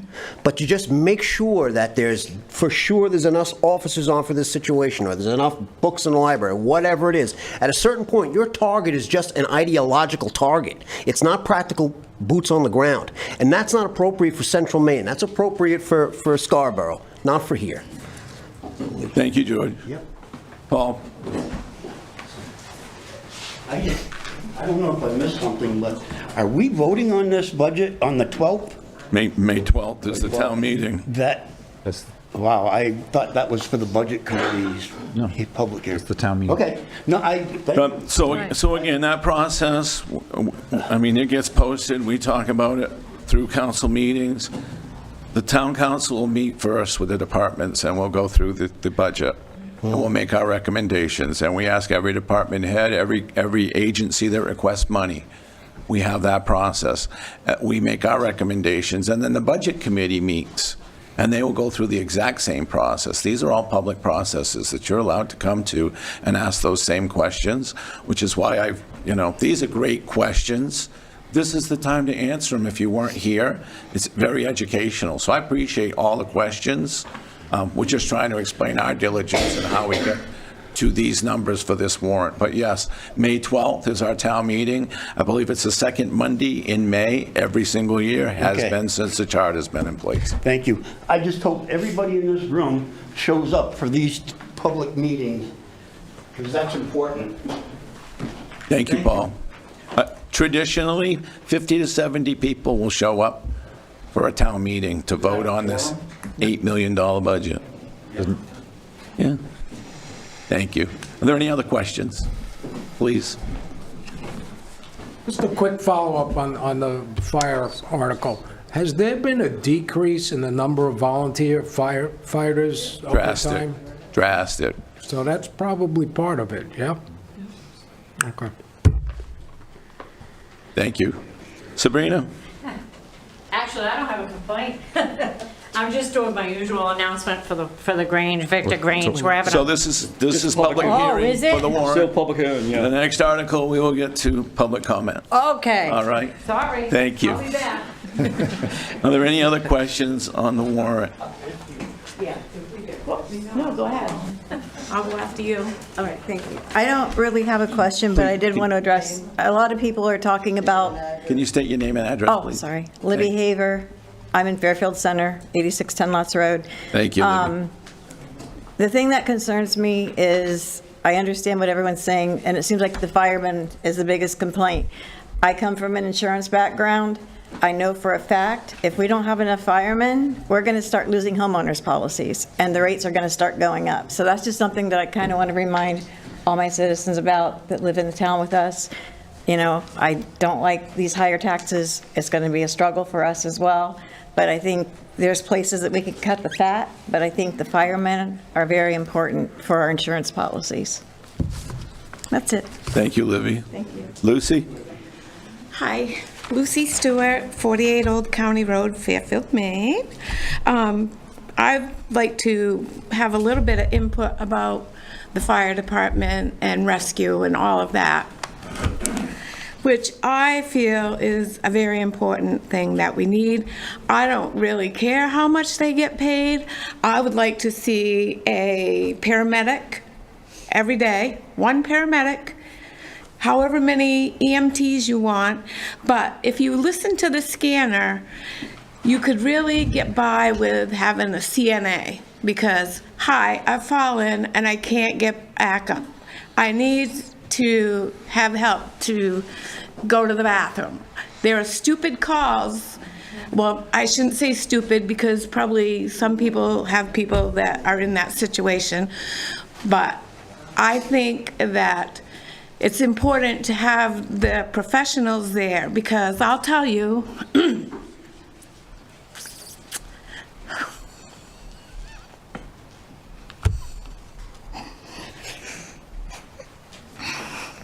Okay, take your time. yeah. I live 5 minutes from the fire department. And on the day my daughter died, somebody was out picking somebody up off the floor. And there was somebody coming from Oakland, didn't know where he was going, locked his truck, needed stuff in the truck, made my husband run to the truck for no reason, and my daughter died. And so it's important to have that. I don't care how much it costs. That's important. Like decorating the town and, you know, building a park. You put your money on the people that are gonna help you when you need it. And you may not be in that situation, but it's the way it is. And the other thing, I don't know which way to go on the ambulance or which way I feel. The problem with that is Janet Mills is going to charge a tax on an ambulance. So whoever gets it, I mean, people refuse to go in the ambulance because they can't afford it. And Delta, now I don't have any qualms with Delta, but when Maine General opened in Augusta and we had Waterville, people were transferred for no charge. Now it's whatever the charge is, $750, $1,000, I have no idea. But, so people can't afford the ambulance either way you go. It's a no-win situation there. So I just wanted to say that. And she's also putting prescription tax on people that are on a fixed income. So putting our taxes higher for the older people in the town, and there are a lot of them, because they've been here forever, they can't really afford that. So people choose whether they get their medications, whether they feed their cats, or what they're gonna do. Most people will feed their animals before they'll feed themselves.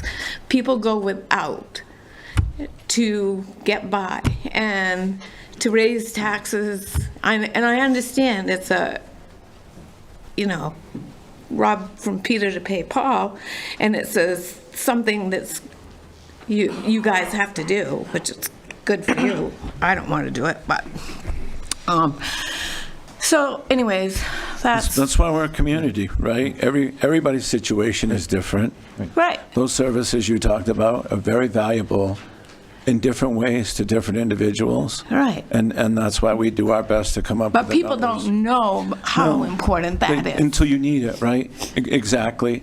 But that's why we do our due diligence, because we don't want to tax people out of their homes. Right. We don't want them choosing between, do I buy my prescriptions, put food on the table? And we know those instances happen. Right.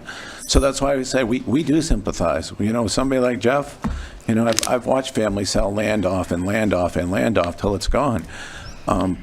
But we do provide the services that the majority of people want. And you guys ultimately will come and vote and decide on the direction that we want to go in. But we'll continue to have those conversations and do our due diligence and be transparent.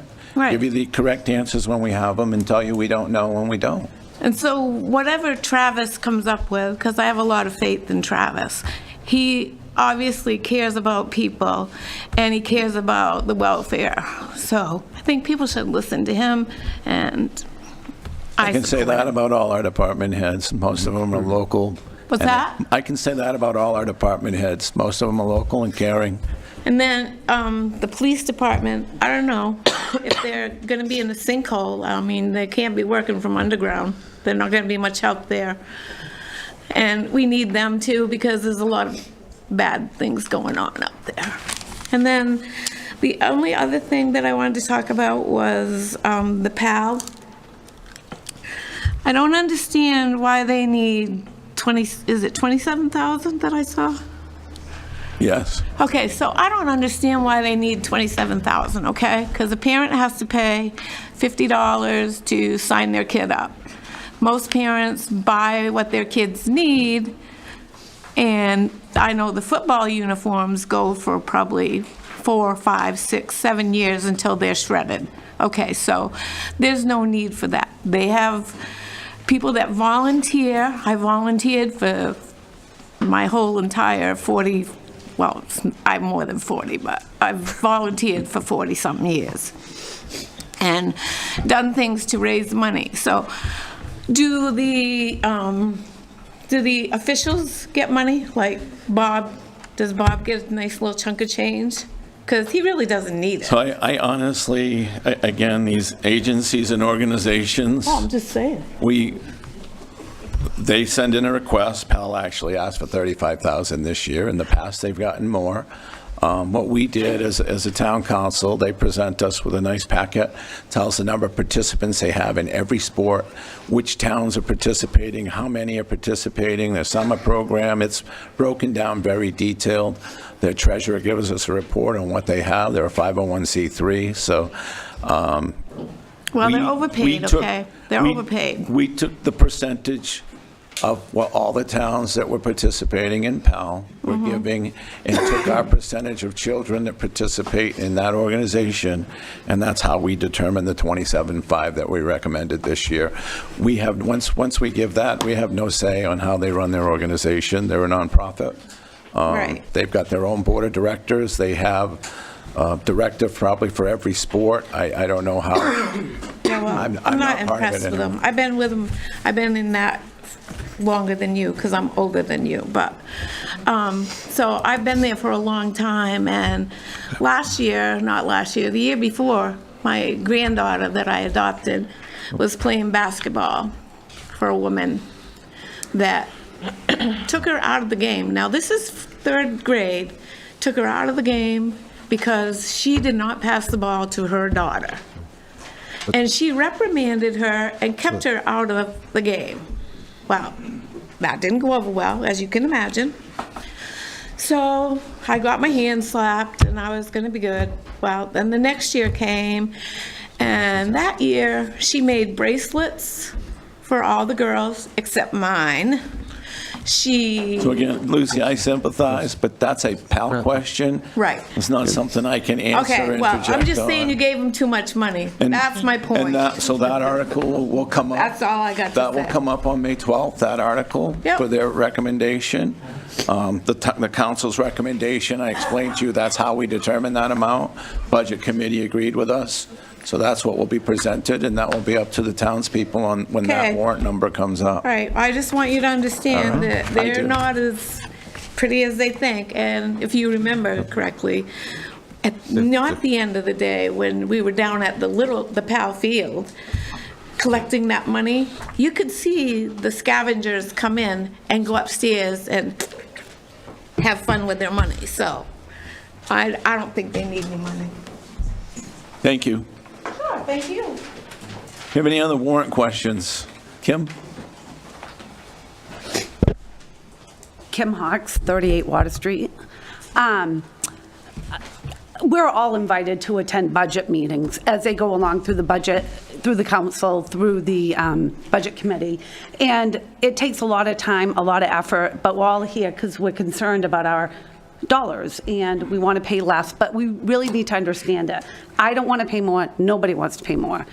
But it's needed. And I think that, you know, with the fire department requesting the 3 people, if that is explained well to the people, maybe they'll vote differently. Knowing how the numbers of calls have gone up, you know, whether it's car accidents, talking and texting, overdoses, what have you. But I mean, I think for the town who doesn't have the time because they're working 80 hours a week to make the ends meet, I think the explanation is so important so that we vote correctly, so that we have the information, that it doesn't take so long to, it's easy to get ramped up and come to these meetings and get excited, but I want to vote factually. I believe in our fire department. I believe in all our departments. All of our departments do a great job here. And when I'm sick and I'm hurt, my God, I hope somebody's there to come get me, please. So I think that if we're clear, we explain it.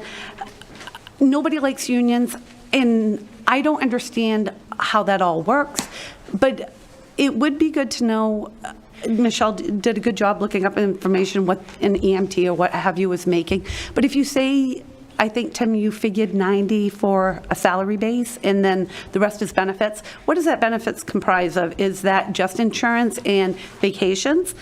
So Health insurance, retirement, okay, so pensions? pensions. Okay, so maybe just a little bit more explanation about it would make people vote more clearly, is all I'm saying. And as far as PAL, you know, I want kids to grow up and be well-rounded and part of a community, and sports really grows a person. So as much as, again, you don't want to pay for things, it really benefits our children. We want them to grow up well and be well-rounded and have confidence in team spirit. All of these people that are asking for money, whether it be Alphon Youth Center or whatever, I hope that every one of them come to the town meeting and explain why they're asking for that dollar amount. Because we need to know the services are being utilized and how it affects our citizens, not Waterville Winslow, what our dollars are going for our citizens. So I hope that, again, more information so we can vote clearly. That's it. Thank you. Are there any other questions on the warrant?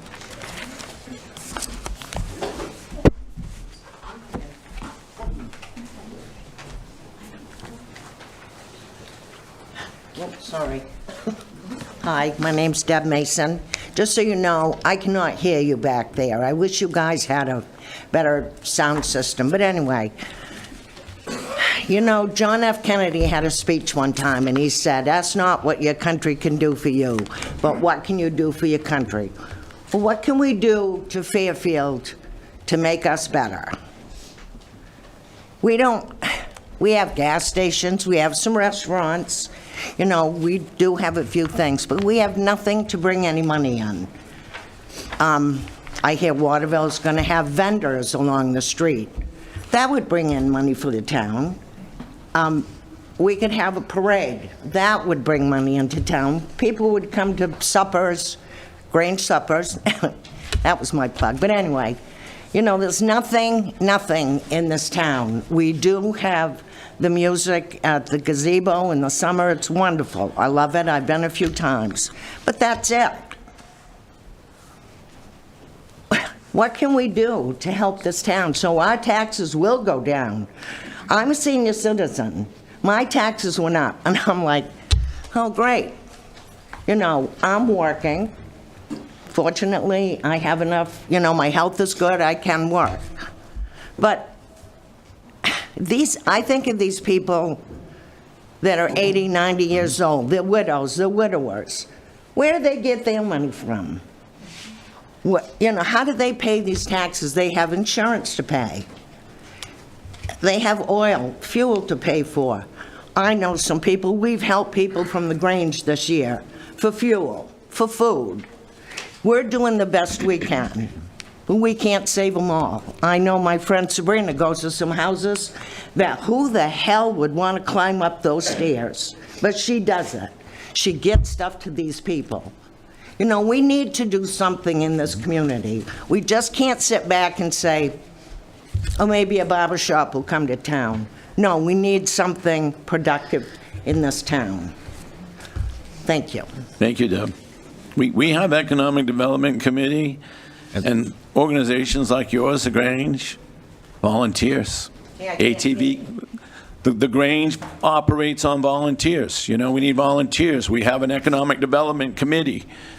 People that's where we try to get involved. We belong to the Chamber of Commerce to try to drum up new businesses to come here. The volunteerism has changed drastically over the years. We do a lot of volunteering. You do? We do. And I think you're going to talk about it more, but the economic development, there's some really great work on planning for the downtown. I think it should extend to other areas of the town. But I think actually should be interesting when Councilor Thibodeau talks about it in a few minutes. Thank you, Deb. Yeah, definitely hear you. Thank you. Are there any other questions on the warrant? Is there anybody in the overflow room that wanted to speak that has not? I would ask them to please come forward at this time.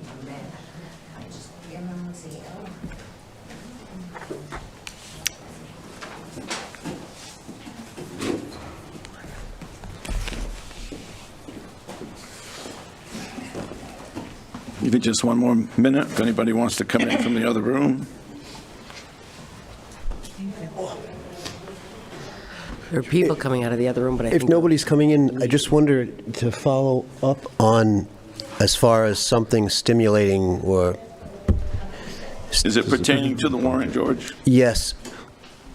It seemed to just, maybe I missed the council meeting, but did anything occur as far as a rec coordinator for the town? Someone who could know Rec that... coordinator.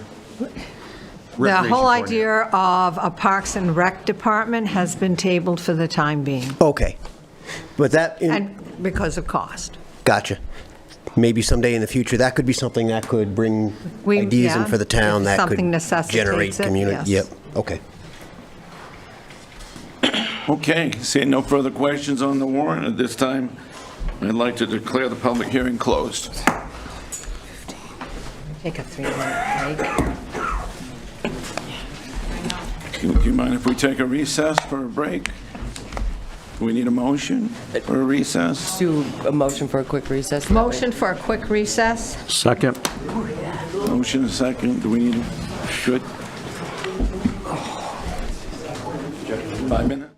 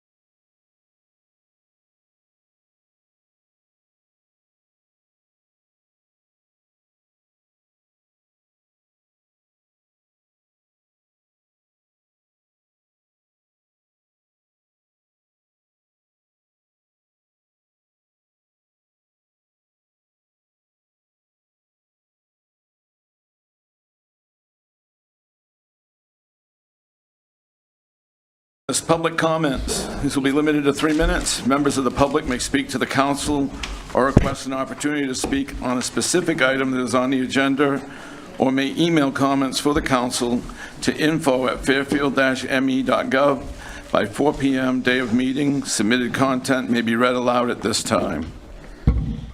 Is any Sabrina public Williamson, comment come or on anybody down. that would like to reserve time? Yes. I wanted the big Yeah. audience. I thought maybe I know. we'd get a whole bunch of people at the dinner. We're still live and on recording. Yes, Victor Grange has got their dinner coming up Saturday from 4:30 to 6, public supper. So just doing my announcement. Oh, awesome. Thank you. Kevin? Hello, I just want to put a plug in for the ATV Club. Our first meeting is Thursday, May 1st, 5:30 at the Grange with a potluck meeting to follow after that. And also, I just want to reply for the record, Mr. Pellerin left, but everything he stated about our club is completely false. He's not a landowner. We don't have a trail that goes through his property. And I do personally write handwritten or hand-signed letters of thank you to each and every of our 26 landowners every year. So I kind of took a little bit of offense of that on behalf of our landowners and over our 300 club members, because we do everything we can to prevent that type of reputation. So I just wanted to set the record straight that was unfair for our club. So he is a landowner? No, he is not. Well, a he's a landowner, landowner we for- call it a landowner, but Yeah. we have trails go through. Okay. So we have no trails that go through. We haven't had anything for 5 years to go by his property. Okay. Thank you. Paul? Paul Nichols. I'd just like to reserve some time to speak on item 25-45, item 25-48, and in the 8th order of business on 1 and 2. Let's just, Okay. Thank you. Thank you. Good evening, Robert Cezak, Bunker Road, Bunker Avenue. I just want to remind people of the upcoming Somerset County Budget Committee public hearing, which is Monday, the 28th at 6 p.m. in the Superior Courthouse in Skowhegan. So I'd like to see some people there, but I can see why they might not show up considering our budget is flat. Fantastic. Thank you. Thank you, Mr. Caesar.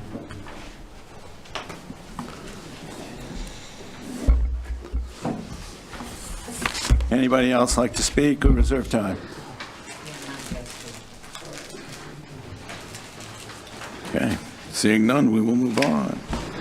Fourth order of business, reports from staff and committees. Town manager report. All right, so on April 14th, I did submit testimony in support of LD 1111.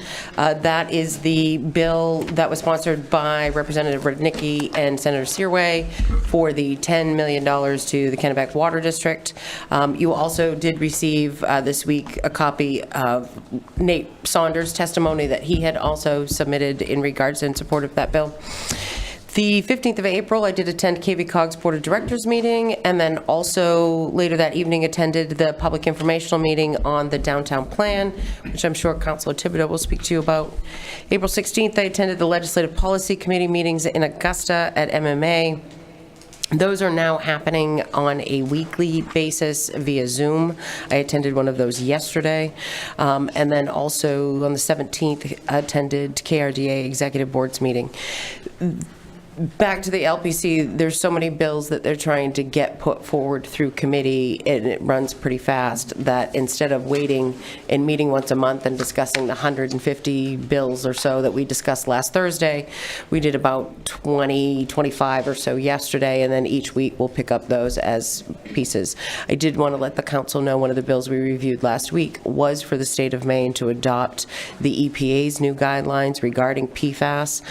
So that would be at the 4 parts per trillion for PFOA and PFOS instead of the state's current 20 parts and there's more to it than that, but it's the EPA new guidelines. And then there was another bill of interest that was to require the testing for PFAS in the effluent of wastewater treatment systems, so that the water that they discharge back into bodies of water, to make sure that was tested for PFAS as well, and landfills, because landfills also create effluent that then in turn goes to waste treatment facilities. So it was a lot of good work, but those were two very big significant ones that will have an impact on Fairfield. Okay. And then just for some general other updates, you did receive in your packets throughout the course of the week the quarterly report from Delta. And then again, like I said, Nate Saunders' testimony for LDU 11. And that's it for me. Thank you. Economic Development Committee? The downtown public input session took place with 24 people attending, with interesting ideas and suggestions being made. A full report will be forthcoming. People from Fairfield and the surrounding area are still encouraged to take the survey if you have not done so. You can find it on the town's website, and also use a QR code that's on some flyers throughout town. The survey will be up for about 3 more weeks, so we're hoping to get more people to take the survey, even if they couldn't make it to the input session. The ECDC's next climate resiliency meeting will take place on May 20th here in Council Chambers. It's at 6 p.m.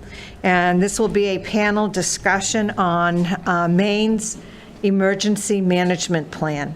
And that will take into account from the state level, the county level, and the municipal level. The next meeting of the Economic Committee is going to be May 6th at 3:30 here in Council Chambers. Yes. I just want to say that was a great meeting. I only got to at the end of it, but it's still able to hit all the different sites. And so there's a varied approach of economic development and housing and ways to beautify. And that is a really taking a lot of people's ideas and input. It was good to see the involvement. So thank you for putting that together. Well, thank you. And the end result is basically for economic development, and so that we can draw people into our community and hopefully lower the taxes. Yep. I was able to take the survey online. It's fantastic. Thank you. Lot more informative than I thought it was going to be, and I encourage everybody while it's still there, please go take it. There are lots of different areas that they circle and ask questions about. So. And it only takes about 10 minutes. It didn't take that long, No. but very informative, and I think it'll give you a lot of information. Yeah, So thank you. Thank you. Building Committee, I don't think anything yet, Pete. Just, we'll be discussing Yep. members later. PFA? Nothing really to add except where I'll be having a presentation at the next meeting of the kind of the rules or the framework for our continued ad hoc committee. Okay. Are there any other standing committee reports? I see none. We'll move on. Fifth order of business, consent agenda. These items will be considered routine or standard business and therefore will be enacted by one motion. There'll be no separate discussion of these matters unless a council member requests. Prior to consideration of the portion of the agenda, in which event the item will be removed from the consent agenda and considered next on the agenda. Item 25-41, ordered that the Fairfield Town Council hereby waives the reading of and accepts the minutes for meeting 2025-05 held on April 9th, 2025. And item 25-42, order that the Town Council hereby approves the Treasurer's warrant number 118 in the amount of $267,524.03, which includes but is not limited to Kennebec Sanitary Department, motor vehicle fees, Kennebec Water District, and Treasurer State of Maine. So move. Second. Motion by Councilor Lawrence, second by Councilor Thibodeau. Any questions? All those in favor? Unanimous. Sixth order of business, Old Council business. Website, the town clerk is working with the site developer and meeting via Zoom within the next few weeks to discuss training dates and a potential launch date for the new website. Ambulance purchase negotiations, no new information.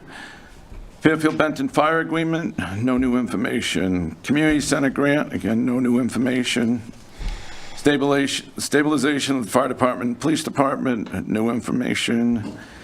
And administrative fee schedule, data collection is still in progress. The seventh order of business, take action on the following items of business as read.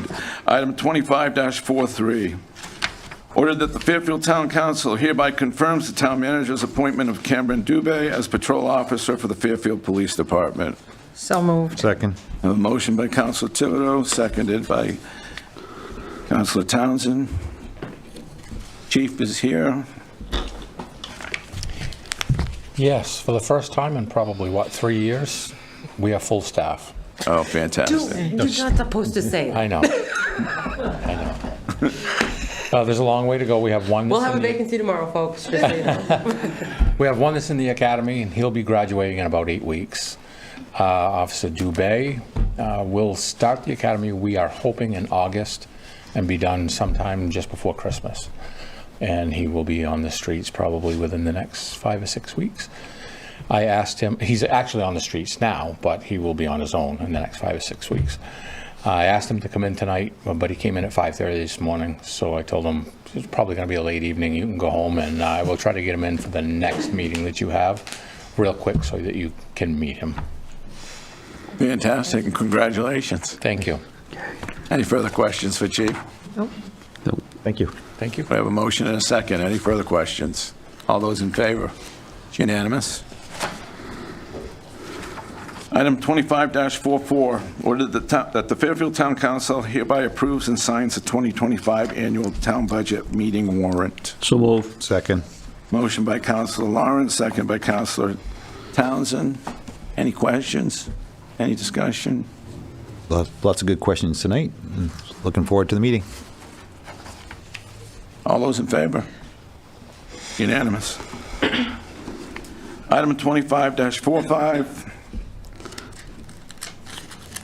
Order that the Fairfield Town Council hereby approves a renewal request from Central Maine ATV Club to maintain an ATV access route along local roads to include Martin Stream Road from the Fairfield Town Line to the Oakland Road, AKA Route 23, Bear Mountain from Martin Stream Road to the end, Horn Hill Road from Martin Stream Road to end, Davis Road the entire length, Six Rod Road the entire length, 10 Lots Road the entire length, Gagnon Road from the 10 Lots Road to the Oakland Town Line, Green Road from the existing trail, crossing to the CMP power lines.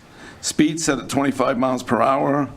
Date range to be set at the direction of the manager in Public Works related to posted roads and spring conditions to minimize road and shoulder damage. So move.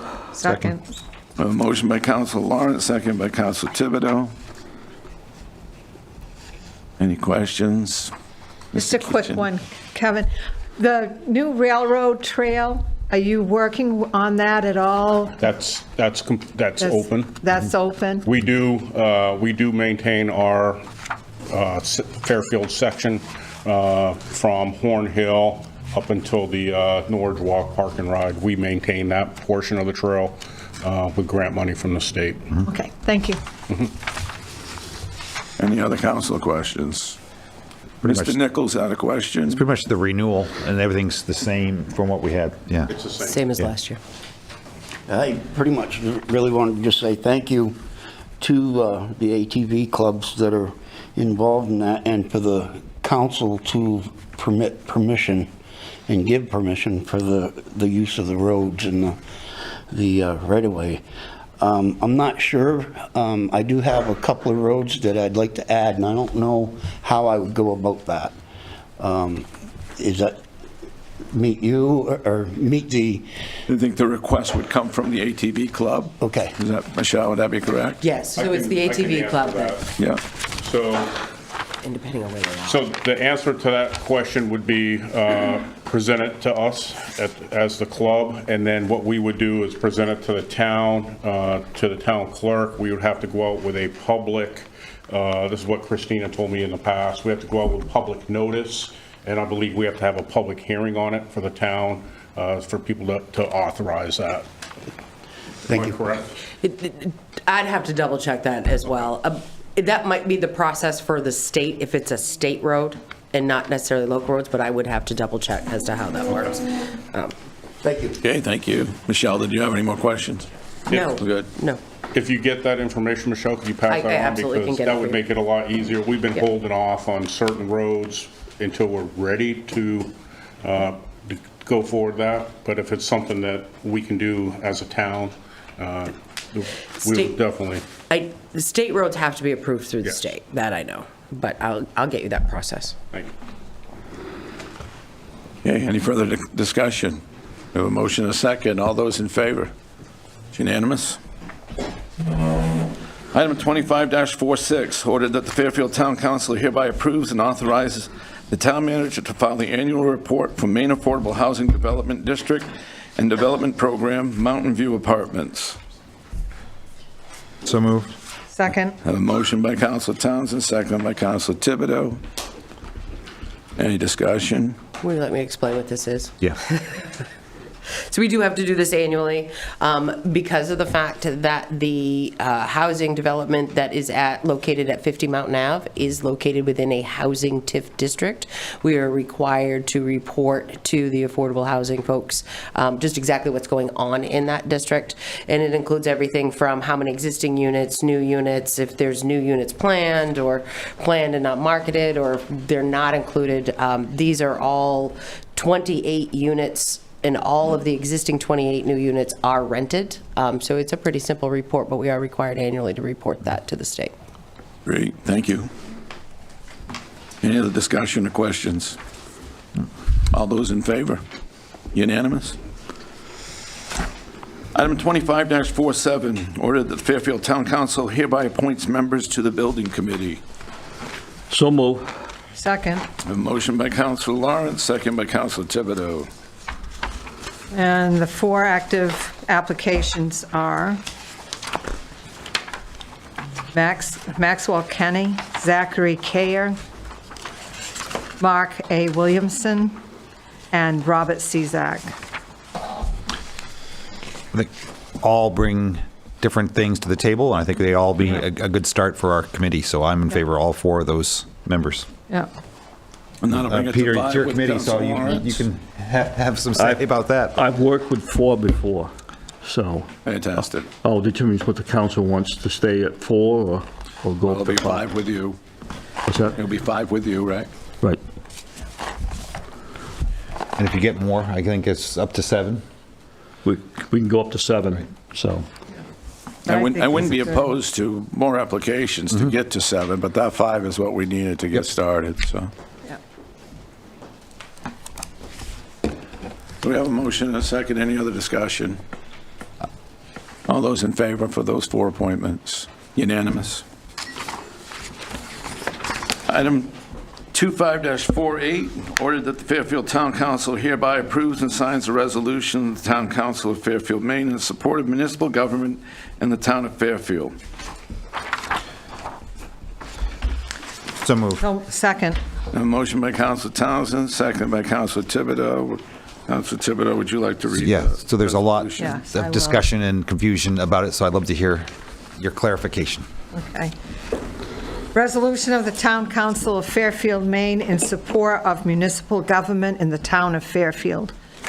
Whereas the town of Fairfield is a town council, town manager form of government, and whereas the Fairfield Town Council conducts the town of Fairfield's business according to state law in publicly called meetings and in the public view, and whereas the Fairfield Town Council, its boards and committees, the Fairfield Town Manager, and Fairfield employees efficiently and effectively carry out their duties and responsibilities in accordance with federal and state law, the town charter, town council administrative policies, ordinances, and code of ethics. And whereas the Fairfield Town Council is not legally allowed to discuss Town of Fairfield employee job performances with the public. And whereas the Fairfield Town Council believes in the First Amendment rights of all people. And whereas several non-municipal government-sanctioned social media platforms exist with the word Fairfield in their titles. And Whereas these non-municipal government-sanctioned social media platforms are not monitored by the municipal government for complete and accurate information. And whereas the town of Fairfield's elected officials, appointed officials, and employees are expected to effectively carry out the town of Fairfield's daily business by not conducting town business on social media platforms. And be it resolved that the Fairfield Town Council urges its residents to ensure that the information they receive about the municipality's governmental activities on social media is accurate by directly contacting municipal government members via approved processes which are in person, by telephone, or email. Signed, this 23rd day of April 2025. I have a question. I know as when we took an oath as a council, we signed a agreement saying all this is in our policy already. Saying that we can conduct business. And everything else is in that policy. We signed everything already. And as the First Amendment, we uphold it in our oath when we signed already. And I took an oath 32 years ago on the same thing, the First Amendment in the Constitution of the United States. And that's it. I feel this is like a gag order, saying that. This would be a resolution, and it's not a gag order. It is acknowledging that we have limitations to how we can conduct our business as a municipality, which we have already agreed to. And it's letting the people know our position on this whole thing of social media and what is acceptable and what's not acceptable. People may not know that we don't monitor social media. They need to know this. The purpose of a resolution is to inform the people of where we stand. This is not a gag order. I think that's taking it too far, Peter. So I would see it as a reaffirmation of what we've already signed as Exactly. our code Yeah. of ethics. We Like signed you that. said. We signed it already. We already did, but it we took needs, oath. but it needs to be restated with the focus on social media. And And I think it's social media is, so we have to think about today, and social media is a big part of communication, like it or not. But I think that you can provide information, and that's where it should be for our roles. I think that's where it should stop, after providing information and trying to provide at least a point of view, but not necessarily about employee or department performance. And there's a right time and place for where we can share that information and in We how can't. we share it.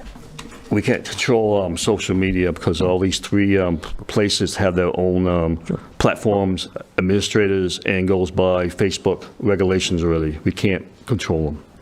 No. They will always be out there. But we can reaffirm our commitment to each other and to serve the town and the employees of this town.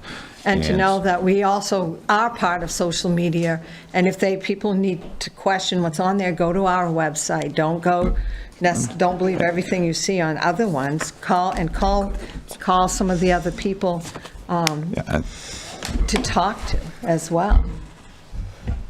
You know, one of the things that I feel badly about is the fact that when people want to move to our town, and they know we have these social media platforms, and if they see all this negativity, maybe they don't want to move to our town either, so. I'm concerned too. I know you have all those counselors down here, but we just had one resign. I know. So do we have to wait until the new counselor comes on board to sign this? Because I don't know. Michelle, this is for you. Can we sign this You can sign without, it and just leave that blank. and just leave it blank? And also, too, has this been to the town lawyer, town attorney to look over? He actually recommended that we do a resolution. So it To doesn't, validate our purpose. right, and it doesn't change anything. It's not a gag order. It doesn't do anything No. else other than reaffirming what the code of ethics we've already signed. So it's, to be honest, I think it's just Right. stating out aloud. And that- and I think it's good that people know that we have, so many different things. We have to follow federal and state law, we have to follow a town charter, we have to follow our own administrative policies and ordinances, Yeah, and we have a code of ethics that we need to Which we follow. saw on our town website already, and all the residents can see that already. Yeah, I think this is going on the website, isn't it, Michelle? Yes. It's part of our packet. It's already there. So, yeah. And I think one of the things, if there's a discussion about gag order, I mean, we talked about with our town attorney, just giving some advice to us about the levels of communication with each other and with the town department heads. And that was eye-opening in the fact that we have quite a bit of leniency to do that. We just have to follow the procedure, follow the process. Right, we But have it's, but it's available for us, so. Right, and there is a process, there is a procedure that we're all bound to. Yeah, actually, once we step across the line and put on the council hat, it actually makes our job as a citizen more difficult. Yes, it does. So I agree, it reaffirms everything that we have already signed. It's in our policy, it's in our code of conduct, it's in our charter, and I don't have an issue with the statement. It's not a gag order.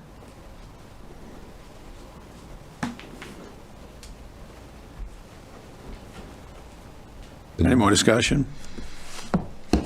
A motion and a second. All those in favor? All reserved time. Oh, Paul, I'm sorry. You did Sorry, ask to Paul. speak on this. I apologize. That's all right. This just has to do with the committee, the council. Yes. It has nothing to do with the public. No. What is sanctioned social media? The difference is our town website is sanctioned, Which is controlled? and it says Fairfield in it, Town of Fairfield. Okay. The other ones have not been sanctioned by the town. So that means a person from the public can't use Fairfield? No. I'm just asking. No, they can, because- it's that First Amendment right if they want to put Fairfield on their website. But it's not sanctioned by They the town. can't use our seal, right? Right, and the seal. They cannot use the town seal. They can use the word Fairfield. Thank you. And we have social media pages. I'm sorry, Michelle. And we have town social media pages, right? Right. So there's the Town of Fairfield page, there's the fire department page, the police department page, Crossroads TV, the libraries page. Those are sanctioned. And there's a community center page, but mostly so people could tag a location. I think that's all of them.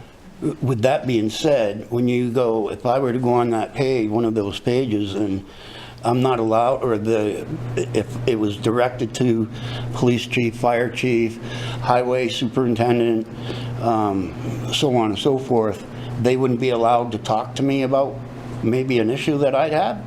Or does that direct me? It does not affect the citizens to speak in their First Amendment right at all. But does that prevent them from responding to my question? They probably would not respond to you on that site. No, they would respond to you directly, but not on the site. Right. Most all of our sites have disclaimers on them that they're not monitored for response. So typically, if a post goes up on any of our Facebook pages, you're directed as to how to interact with us, because no department has staff that just monitors social media websites. We don't have a dedicated staff person for that. So they would. Oftentimes, we do get questions. The police department has different procedures, especially when they have pieces for folks to be able to contact them for domestic violence through Facebook Messenger. They have those processes. They just interact with you on a different platform and not on social media. Sometimes we answer the question right there. It's easy, but usually it's not monitored. So does this restrict a council member from talking with a town employee? It isn't per se restrict them, but we wear a different hat when you're a town council member, so it's all based on perspective. We have a code of conduct and an oath of office that we've signed. I'm not going to be able to talk to the police chief in order or direct him to do something that I say to do. That's not allowed. That's a completely different situation. I'm well aware that an elected official is not allowed to approach an employee and have them do a different job, but it doesn't prevent them from at least having a conversation with an employee. No. That's where I find this to be against your First Amendment. I get it, I'm not going to argue that, but I also, as like many, have served to protect that right for millions of Americans. And when it starts going in writing into town charters, that's kind of bothersome. But I understand, and I just needed some clarification on it for myself. I really appreciate it. Thank you. Thank you. My other question too, I know this pertains to council, about the other committee members on social media, answering questions. That's fine. Committee members? Other committee members, we have planning board, we have the other PFA. other committees that the council has sanctioned. Is those committee members too? They all signed the code of ethics. Okay. So they can't go on there to answer questions? That's what question I'm asking. To me, if they've got a question, then that committee member wouldn't answer it online. They would contact that person. Okay. So this pertains to all committees too? They all signed the code of ethics. Okay. Which again is in our policy. Yep. It is in council policy. Listening to Paul. Hold on, I'm sorry, Libby, you didn't ask to speak on this. So I'm sorry. I'm not allowed to. May Thank I you. speak on this? No, you would have had to request time, I apologize. Okay.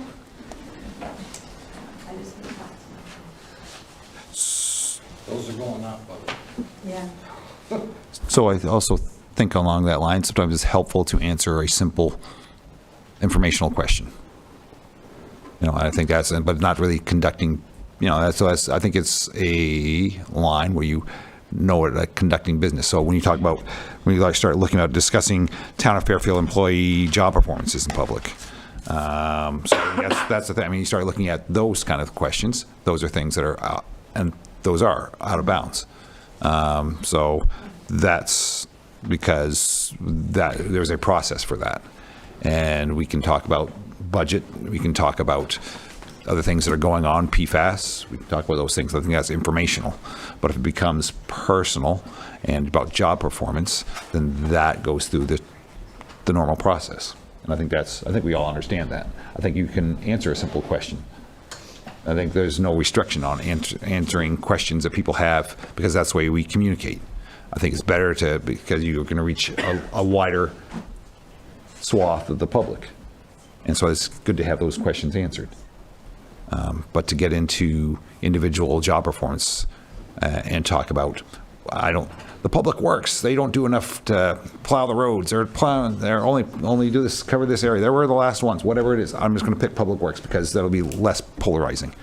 And then so you jump in that discussion. I think that's like, oh, thank you for the information, we'll pass it along, But I think after that, it's a lot of informational, making sure that we know that the PFAS committee is meeting, and these are some of the things we're finding, and here's some of the things we're looking at, and what's going on in buildings, and what's going on in economic development, and that those things are available, and those things should be out there and as much as we can, because we want to be transparent, and we want to get as much information as possible to as many people as possible. But nowhere in there does it say we can't give information. We're just not going to carry out business when business is discussing job performance and the like.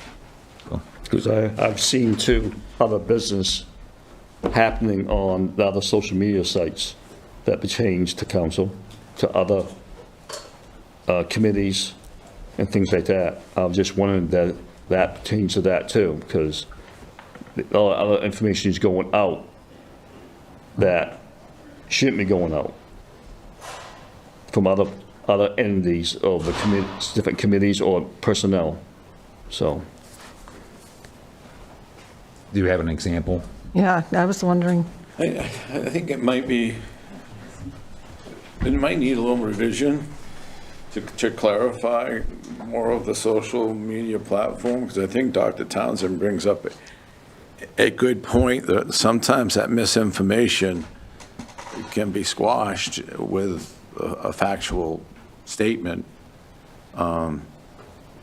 This may hamper us and restrict us too much. I know what our policy states, and we shouldn't interject when not needed to, but lots of times that hate and discontent gets stirred up over unfactual information, and it does take away that First Amendment right to even protect yourself if you're being disparaged. So I think Or maybe slammed.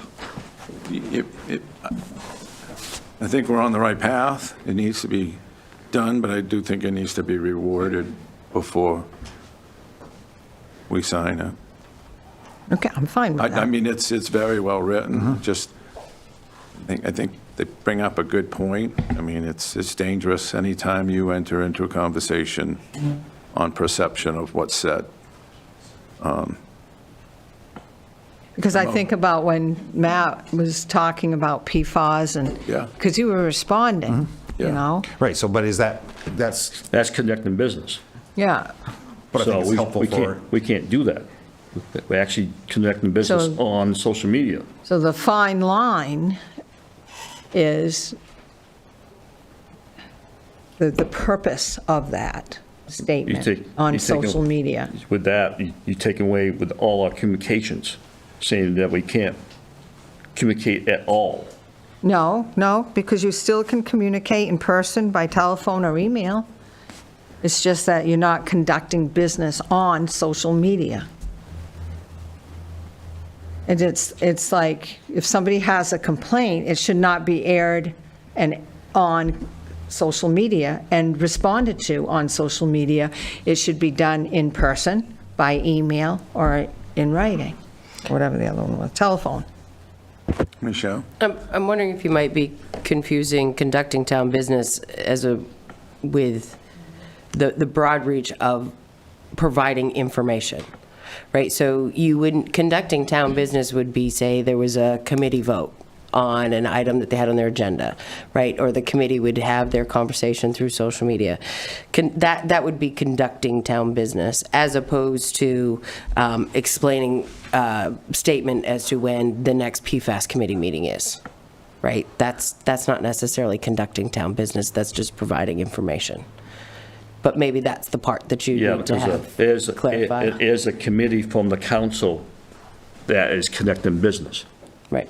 So as with the town council, as well as your boards and committees, because they do sign oaths of office, no committee member is allowed to speak on behalf of a committee officially, unless the committee has given that member permission to do so. I know that people do provide information on things, but it's not necessarily conducting that committee's business, right? Like, the committee's business is social media, a called meeting, the agenda items, that sort of stuff.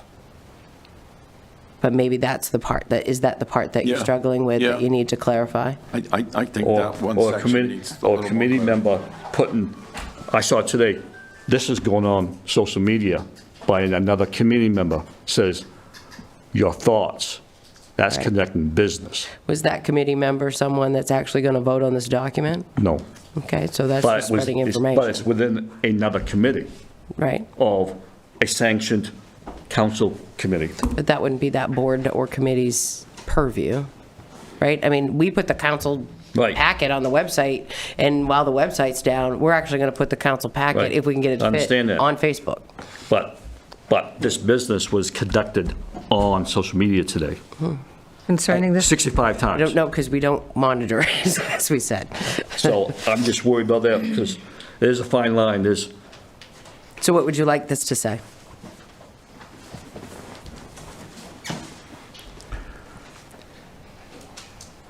Because it says council cannot conduct business.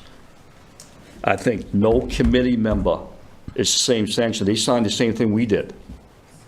If this is just going It's in policy, you're Right. right. It's in code of conduct, it's in policy. Right. It's just, social media is just really a Right. tough animal to deal with, period. There's Right. so much unfactual information that goes out, and it's hornet's nest. Right. And it stirs up a lot of commotion. And it's stirring up unnecessary stuff that's affecting the town. So I understand that, but So you're looking at that fourth whereas, Peter? I think, That says, whereas the Fairfield Town Council is not legally allowed to discuss town of Fairfield employee job performances with the public? No, I don't Not think- that one? No. I think probably, yeah. The second one? Probably the Oh, from the last bottom. The whereas, last whereas?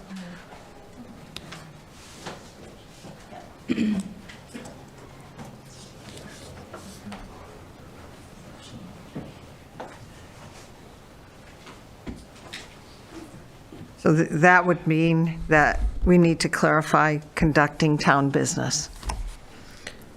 by community members and employees. Okay, so, and add committee members, Because employees take that same appointed oath. officials. What's that? Employees take that same Right. oath. So appointed officials are board and committee members. Oh, they are? Because they're all appointed. Yeah. Every board and committee member you Yeah, have that's is appointed true. by the Yeah. town council. All right, so that would be covered then? Yep. So the town of Fairfield's elected officials, appointed officials, and employees are expected to effectively carry out the town of Fairfield's daily business by not conducting town business on social media platforms. So that's that part that's hard, right there. Yeah, I think we should just talk to Bill Lee on a little more clarification on that one, Yeah, because and let's the bring that difference back. between information and, I would need to know how Some people may is that like the different? off color, but anyway, it's kind of like the old definition of pornography. I don't Because know you what can it, open you know, a lot you of can't can of define worms. it, but I know what it is when I see it. Right. And so it still comes down Never to heard doing professional, it's come from the old Supreme Court Yeah. case. So we need to have some legal. Yeah, because you open the can of worms. Yeah. It's just a But fine line. I think we but all know what It's conducting perception business is. of a written word, but perception on what everyone else perceives. Okay, so maybe we can contact the lawyer? Oh, absolutely. For Because I think the legal aspect of those accurate information versus conducting town business. I think 99% of it's really good, and it's just reaffirming what we already should do.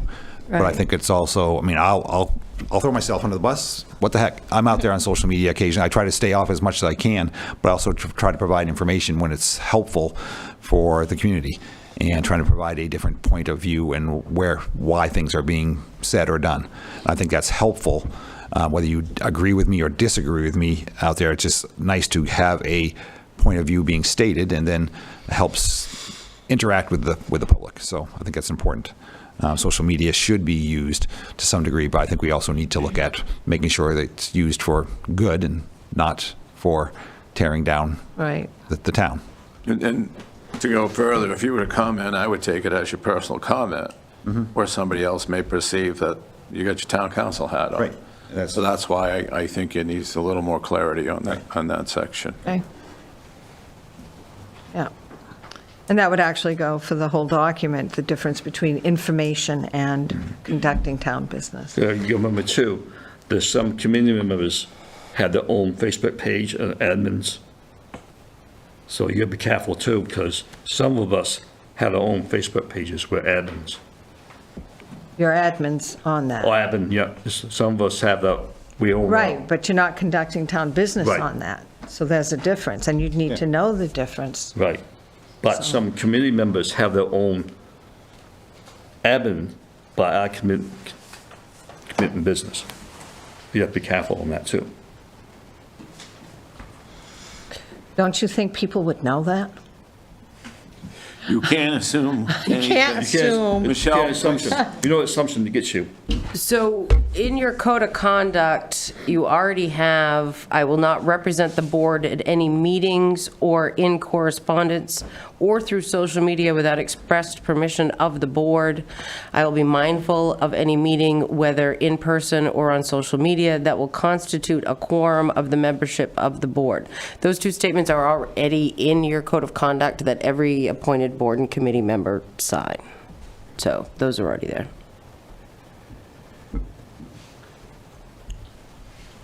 So just rehash it and, I thought I'd just bring. but it's not supposed to be a gag order. No, and I understand it's reaffirming what we already have. Right, And but it just that's needs the- to be That's the tweaked. point of it. Let's just be a little clearer on that one, whereas, and maybe we bring into, just as that code of conduct is written, and we use more of that language.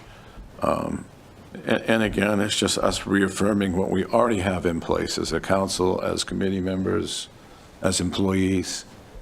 All of that is already there. It's just reaffirming it because obviously it wasn't being taken serious. Yep. I think we all want that. Yes. Just got to be worded Yeah. differently. So, yeah, no problem. Okay, so can we agree to table this to the next? Yeah. Table, withdraw the motion? Yeah, withdraw the motion. So we will table that to the next meeting. Okay, eighth order of business, council workshop and other business. If nothing's pressing, I'd like to table the whole eighth order of business. Getting late, unless we need to get it done. These are all items that Councilor Lawrence had asked to be on the agenda. I'm good to table on all of them for the next council meeting. If you brought those items and you're comfortable with that. Yes. I want to make sure you're. Oh, the chair has talked to me already. I'm all ready. Talk to him right after. But if you brought them, right. If you're really passionate that we have to do it tonight, then. Yeah, we can, and Mr. Nichols has reserved time on a couple of them if we want to get them done tonight. You want him to speak, or it's up to... Paul, would you like to speak on behalf of the articles you wanted to talk about? I will just go on one. Yeah, please. I'm just, that center fire station has been a hot topic for many a years. So is this, the improvements to be made to that, to bring it so we can use it again and actually call it as a real fire department? Because on my building assessment, that's one of the buildings we looked at. That's within that report on what we found and what it should be repaired or something. It's up to it's up to the council too to make that recommendation if they want that repaired. But the building assessment committee did look at it and saw these errors or something that needs to be fixed on them to get that building up to speed and utilized. So the reason I ask about that is because there's been other residents that have asked about the activeness or how real is, I guess, lacking of a better word, that is not actually defined as an operating fire station. I'm going to tell you right now. The definition is set forth underneath state statute.